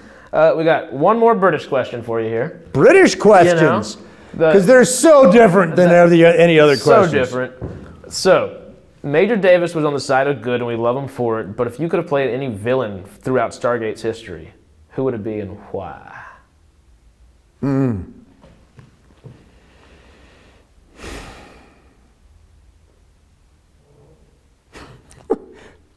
I never saw that many shows. Would you rather be like I wouldn't want to wear like one of those weird Roman skirts and hold a staff. Yeah. I wouldn't want that. I don't know what else that would be. I'd want to be a villain that, I don't know, or I didn't have anything hanging over my head. I don't know. That's funny. I'm thinking, would I take Cliff Simon's part? I was about to say, you could do it well. Would I take such and such's part? I'm like, no, you know what? No. Look, whoever played the villains, they were the ones for the part, and they got it, and that's what makes it great. So, no, you can't. I can't do it. You can't replace it. That's the thing. Now you're putting your head back in, these people did so damn well throughout it. Yeah. You're like, okay. Yeah. No, look, I auditioned for Daniel Jackson. But wow. I mean, I can't imagine anybody but Shanks playing it. I mean, you just can't, Whether he's doing a Spader impression or bringing it his own, he manages it just 100%. It's just great, yeah. So they got. I can't imagine me doing it. Well, okay, so maybe a follow-up to that. Would you prefer, if you were to play a villain in Stargate, would you rather play a Goa'uld or a Wraith maybe from Stargate Atlantis, so you can maybe get a little makeup and change your looks and you can still be you kind of, or? I want to be Major Davis. Oh, just that. That sounds right. Just if I get to play Major Davis, that's good. Yeah. I don't think there's a better answer than that one. I'm happy with that. You know? Just throw it off the Stargate scent for a second here and decline spam calls immediately. If you were a dog. Hey Colin, Greg here from Citrek's Fallout Fridays and the Radical Wastelanders podcast. Got a couple of quick questions for you. Number one, tomorrow is October 23rd. It's the anniversary of the Great War, the day the bombs dropped and the world of Fallout, the start of the nuclear apocalypse. If you were a Vault Dweller, what book would you want to have with you to read while you are riding out the nuclear apocalypse? I'm going to say I probably picked the book that has already outlasted a number of apocalypses, probably the Bible. Shy of that, I'd either go with John Adams' Watership Down. Ooh. Freud's 5 Essays, or David Morrell's The Brotherhood of the Rose. Ooh. Oh, excellent choices. Yeah. And all will keep you pretty well occupied during an apocalypse, I would hope. Yeah. You know? Keep me busy. Some good food for thought there. I did not mention prior to showing you Greg, but Greg is hosting us today. So thank you, Hobgoblin. Thank you, Greg. Thank you, Hobgoblin. Thank you, Greg, very much. So yeah, they're actually in Disney World right now. Oh, so awesome. he That's great. He gave us videos all the way from Disney World itself. So That's he just cool. wanted to make sure there was a little magic imbued in it, you know? Question number two. It is karaoke night in the vault. What's your go-to jam? Ooh. Thanks, man. Johnny Mercer's One for the Road. Ooh. All right, rendition of it right now. Okay. No. Make it one for my baby and one more for the road. Better than I'll ever do, so congrats, man. Man, you'd never know it, but buddy, I'm a kind of poet, and I've got a lot of things I'd like to say. I think something like that, right? Great song. It's Great song. good. We could talk about a whole another movie and music conversation, because music might be going down some of the same ways that movies have the last few years. But that's a whole different conversation. There's no music left anymore. It's just regurgitated copies of the last regurgitated copy. You know, I'm a country Bring back boy. Dave Matthews, man. Bring Oh, back some whether it's music again. Perfect or not, it's God, something authentic. Come on, somebody's actually playing something. Yeah. Jeez. And now you can't even tell the difference. You'll listen to country and it's rap, and I'll listen to rap and it's country. It's like, look, I love both, but don't keep doesn't the even- chocolate out of my T-bone steak. You know what I mean? I like them here. When I want to listen to rap, I want to listen to rap. When I want to listen to country, I want to listen to country. You know, now it's everything's all. Florida Georgia line, stop it. Yeah. Stop it. It's ice cream and soup. It's like, oh, that sounds like something I'd try to feed my grandma when I was a little kid and say, Yeah. look what I got you. You know? Totally. Say, well, we just put it all into a blender and we serve it to you in a glass. It's like, yeah. Anyway.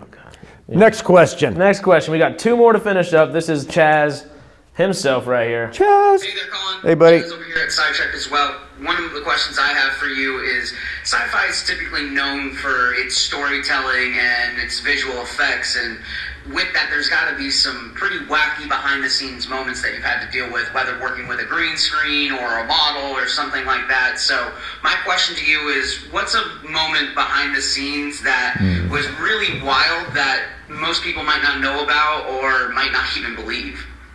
He may have called and clarified that just a little bit, because he's thinking maybe. No, look, I'm trying to, I can think of a couple, but they're, trying to come up with something that nobody would believe. don't want to go there. Like, I don't know, like a fallen skies alien that you just, okay, it's here, but oh, it's not really here, so we gotta... Look, I'm just going to tell you the first thing that pops into my head. I've been on 3 different sets, 3 different shows where somebody died. Oh, wow. Accidents. I know it's not the question, but it just makes me think. It's probably one of the most, it's a very dangerous occupation. People get hurt all the time. People die. For every it happens. second of everything going on, there's 1,000 things going on in the Dude, background. it's dangerous as all hell. You've got everything from just electricity, you've got heavy equipment, you've got things moving at velocity, you've got people running. And I'm not even just talking about stunts, just things happen. Yeah. You know what I mean? It's I've been on 3 different sets where people lost their lives, and it's a trip. It's a trip. But you show up as an actor and you're like, yeah, it's great. And of course, these are all perfect. It's like, shit happens, man. Well, we don't have to dive into that aspect. It just lot. brings up a couple, questions. But do you go to work the next day, or do they hold off? You do. Or Well, maybe I'll give it a couple of days. And go back. well, there's too much money roped into it not to. But It's a trip. You know what I mean? On Falling Skies, a gentleman died, and it was like, I think it was our first day of season 5, and it was a trip. And I remember because many of us went to the funeral. It's a trip. It's a trip. You know, really, really, really is. it's Such a downer. Yeah, whatever. But hey, look, it is. it's real. It's a trip. It's real. Life's life, and if it is lost, it'll throw anything for a wrench. Well, look, people are working late, and you're tired. And Mistakes are made. And also, like, people get hurt just on the way home because you just did 13, 14, 15 hours. Oh, sleep deprived. And now you got another 45 minutes in that car to get your ass home. And dude, people hit telephone poles and go off into ditches and all sorts of shit. All you're thinking about is, I got to be back in 8.5 hours. Yeah. I've got 6 hours, 7 hours of sleep. Yeah. Come back in that time period. Anyway, sorry, not the answer I'm sure you would have loved, but that's the one that came out of my face. Chaz, questions, man. Okay, no. Here we go. Last question from Chaz here. And then the last question I think we have for you over here at Scitrek is, out of all the different characters that you've been able to play on TV shows and movies, if you had the opportunity to hang out with one of them just for the day, who are you going to pick? For me, I think I would probably say, in your case, Pope. But I know obviously some other people might say Major Davis, but I want to hear from you. Who would you hang out with for the entire day if you had the opportunity? Wow, Chaz, I'm gonna have to say, out of answering questions for decades, that's the best question I've ever got. Hey, makes up for the last one, right? That's a great question. No, because if anybody knows these people, it's me, right? Yeah, no, look, John Pope looks cool, but I don't know if he's a dude you wanted to hang out with. And Major Davis may have done some awesome stuff and put himself on the line or whatever, but he was a conflicted dude who went home to an apartment with a beanbag chair and a desk from IKEA and nothing else in that apartment, no wife, no kids. That's kind of how I see Davis. God, who would you want to hang out with? Gabriel might be a lot to hang out with. Yeah, I don't want to hang out with Gabriel from He Never Left. Certainly not Julian Slink from Blood Drive, because he'd just gut you within the first 4 minutes. TC from Preacher, maybe, or? Jeez, no. No.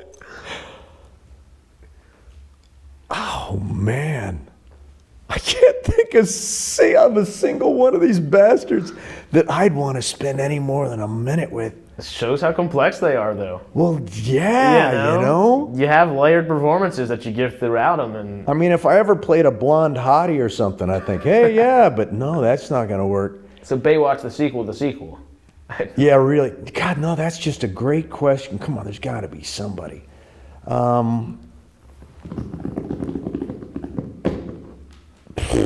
mean, you can go back as far as Zachariah Farden, even, like any of your characters. No, none of them, man. None of them. Just none of them. They were all kind of in their own little personal hell. I'd think, yeah, hang out with Pope, but it's like, what, and be attacked by aliens, you know? Yeah. You know, and yeah, the riding the motorcycles be fun, but where are we going to eat? Where are we going to sleep tonight? Like, I'm freezing now. Are we going to eat? Are we going to sleep? No. I wish I'd have played some billionaire or something like that, surrounded by supermodels in the Mediterranean. I'd be like, yeah, hang out on his boat for a couple of weeks. Brother, I couldn't tell you. I honestly don't know, but great question. Well, you know what? Now you have to write that character. There you go. You got to put him into existence. Yeah. There you go. No, none of them. None of them. That's great. Well, thank you so much, Thanks, Colin. Harris, It's very much. been brother. fantastic. I appreciate it. Thanks, man. I guess let you, me Matt. pull my best Sean Evans from Hot Ones real quick. We got a camera here, here, and here. What do you have going on, and where can people go find you? What can they see you doing? What's next? So here's what I got going on. He Never Left comes out November 5th, video on demand. Crom, The Curse of Crom, is already out. That's been out for about a year. Ayo. Fantastic little horror movie. And it was so well received that we're doing Crom 2, which we begin to shoot next week. Oh, really? And then we go to Ireland for to finish the film in Ireland in mid-November. And also coming up, I've got, it'll be 2025, the Pendragon Chronicles. Right? Play Lord Vortigern. Really looking forward to seeing that, man. Would you hang out with Vortigern? I think it's going to be badass. It's awesome. Cool. And I'm not sure what's going on with Horizon 2, Costner's Horizon 2. I got a small little cameo pop in Horizon 2. And that's it. Yeah? For the moment. Yeah. And it's good. So we'll see what happens. You're planting seeds, you water them, and you keep Come working back it, you know? day in, day out to check on them. But look, when all those blow up and become huge hits, then you bring me back on the show. And We shall. And you're talk literally about it welcome again. whenever you'd like. Good stuff, man. Yeah. Well, thank y'all again. We'll see y'all soon. Like, subscribe, do all that good stuff. I gotta say it. I'm bad about saying it, but you heard me now, so do it. Love y'all. See y'all. Adios. Peace out. So yeah. Thanks, man. Sweet. Thank you. Thanks, Harris.